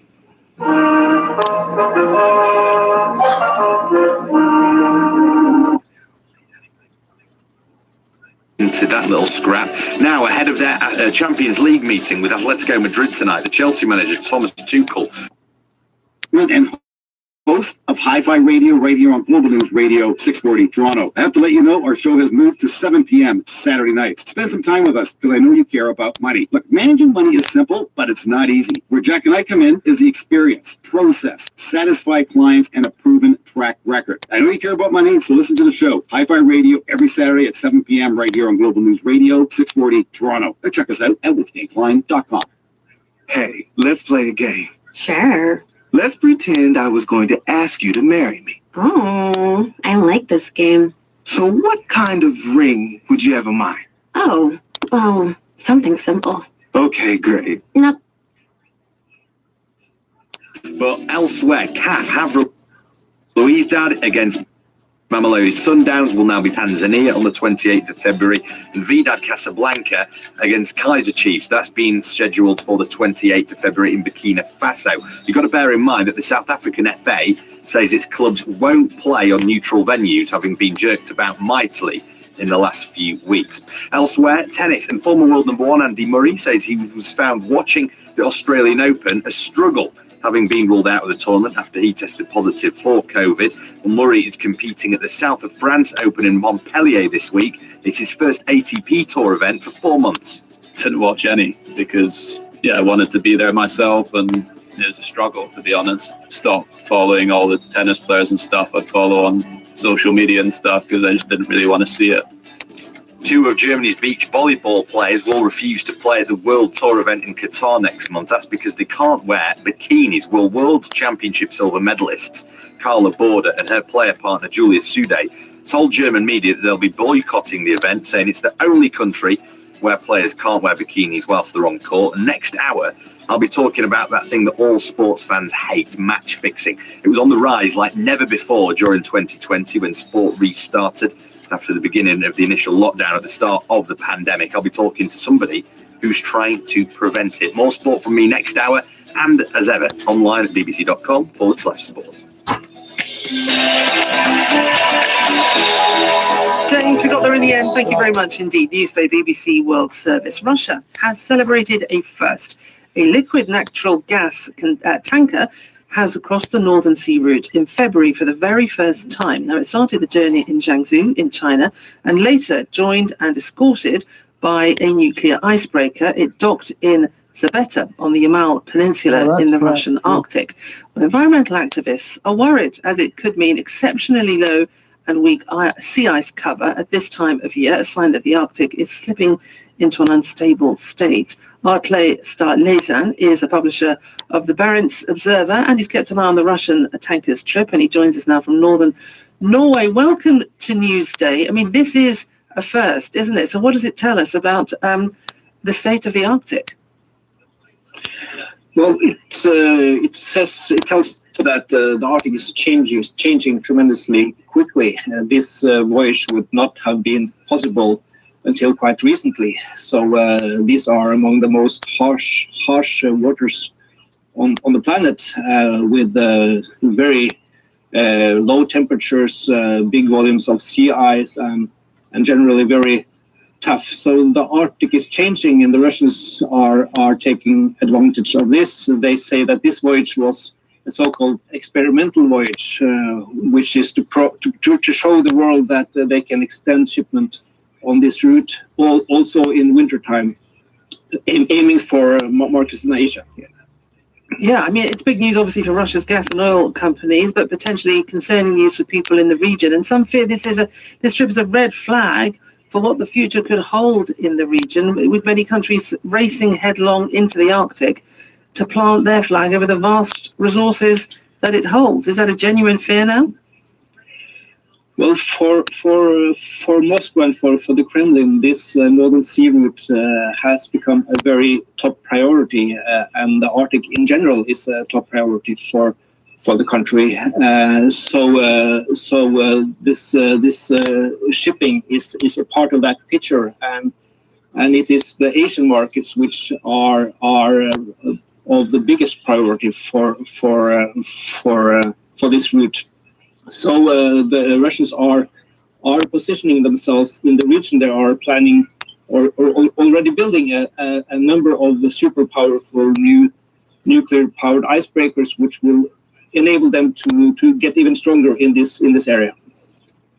And very briefly, if you could, the environmental impact then, should this whole area be opened up in this way, what are the potential consequences?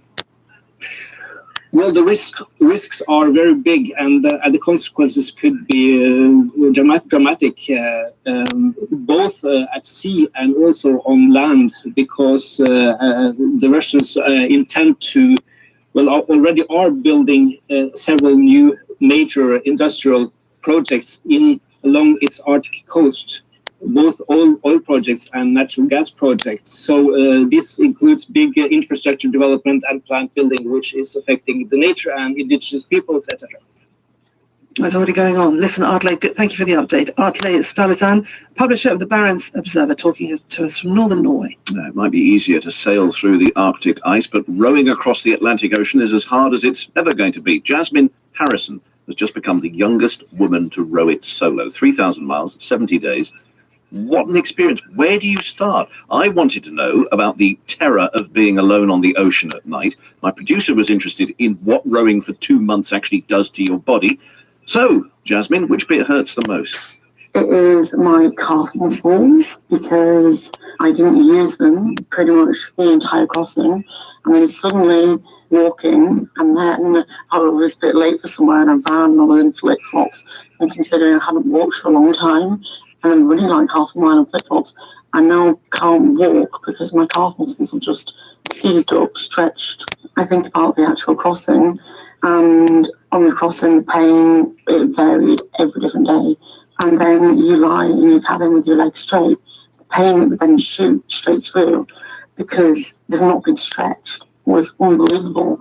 It's crazy, and you don't realise it until you stop rowing. The thing I want to know about is, I'm sure I've had a bad dream about waking up in a boat in the middle of the ocean with nothing visible, and it seems to me that surely there must have been moments of terror, particularly when the boat is hit, when you're capsized in the dark, you don't know what's happening, no one can help you, and you're on your own. So how do you deal with the terror? A lot of it was just surprise, and it would make you think immediately there was a massive problem because of the noise, and actually it just wasn't a problem. So I called it like getting punched. It was, oh my god, and you kind of like have that adrenaline like going, and then you just go back to sleep straight away. You must have had amazing confidence in your ability, because you don't know what's out there, do you? I mean, the ocean is deep and mysterious. You don't know what's under there. You don't know what's ahead of you. But you must have had quite amazing confidence that you'd get through it. You'd be all right. I find that quite incredible. Well, For a start, I know that Atlantic campaigns and anybody that takes part in the Taskmaster Under Challenge, they make sure that you're prepared. They will not let you start if you are not prepared and you don't meet what they deem is necessary to be safe the entire way. And I have my boat, Argo, is now doing 3 crossings, and that's my safe space. In my cabin, there's no safe space, and it feels like nothing can really badly happen. And I know it will be okay, and you just have to put that trust in your boat as they're out there, like your best friend. And it's comfort. You really have comfort in that, the fact that that's my team. We're doing that. And even if the boat breaks in half, it's still going to float. You know, you have your life raft on board anyway. And then even though, like, you think, it's okay, I know I can swim, you've got all the different safety equipment. And you do have a personal location beacon as well. There's all sorts. And you have your chocolate as well. Yeah, 100%. Definitely not going to leave with that. When I was reading some accounts of the journey, I was surprised and amazed that you met wildlife on the way, that fish would follow you. And I think it's a beautiful idea that they're interested in you, just like you're interested in them. Was there anything that surprised you, that just sort of took you out of yourself and made you gasp? Everything. Because for me, yeah, I've seen dolphins before. I would see dolphins pretty much every single time I went out. But still, there's never going to be a time that I'm not going to drop my oars, stand up, point at the sea, go, wow, that's just amazing, every single time. And so it always was a surprise, because I didn't also expect anything. Because I know that if I was expecting something, then you can almost be disappointed if it didn't happen. If you don't expect anything, then it's just the most wonderful feeling every single time. She just sounded like she was high on what she'd done. It was just incredible. Jasmine Harrison, 21, she's just rode 3,000 miles in 70 days. Would you like to do that, Claire? I'm not sure my calves could stand it. I get cramps from moderate exercise. Not the ocean life for me. You're listening to News 24.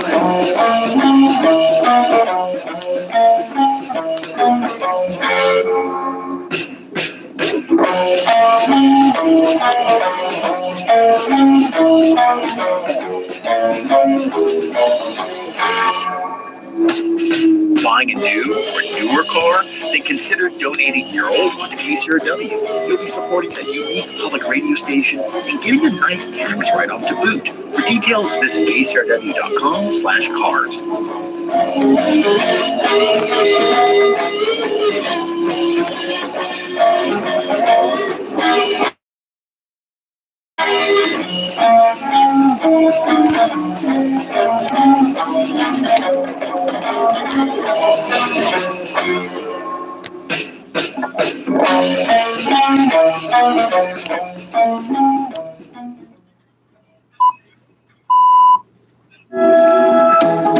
Hello, welcome. You are listening to Newsday on the BBC World Service. Great to have your company. Claire McDonnell and Lawrence Pollard with you. Today, Facebook says it's going to lift its block on news pages in Australia after a deal was reached with the government. The ban created shockwaves last week when people just discovered their newsfeed had disappeared. Infectious disease expert who says the scale of the death toll is a political failure. Some kind of roadmap out of lockdown announced by the British Prime Minister. Now we speak to a teacher about getting ready for the classroom next month. And what happens when you're forced to leave your home because of war, and on returning find it's been taken away from you? That is what is happening to many Iraqi Christians. We'll look at their story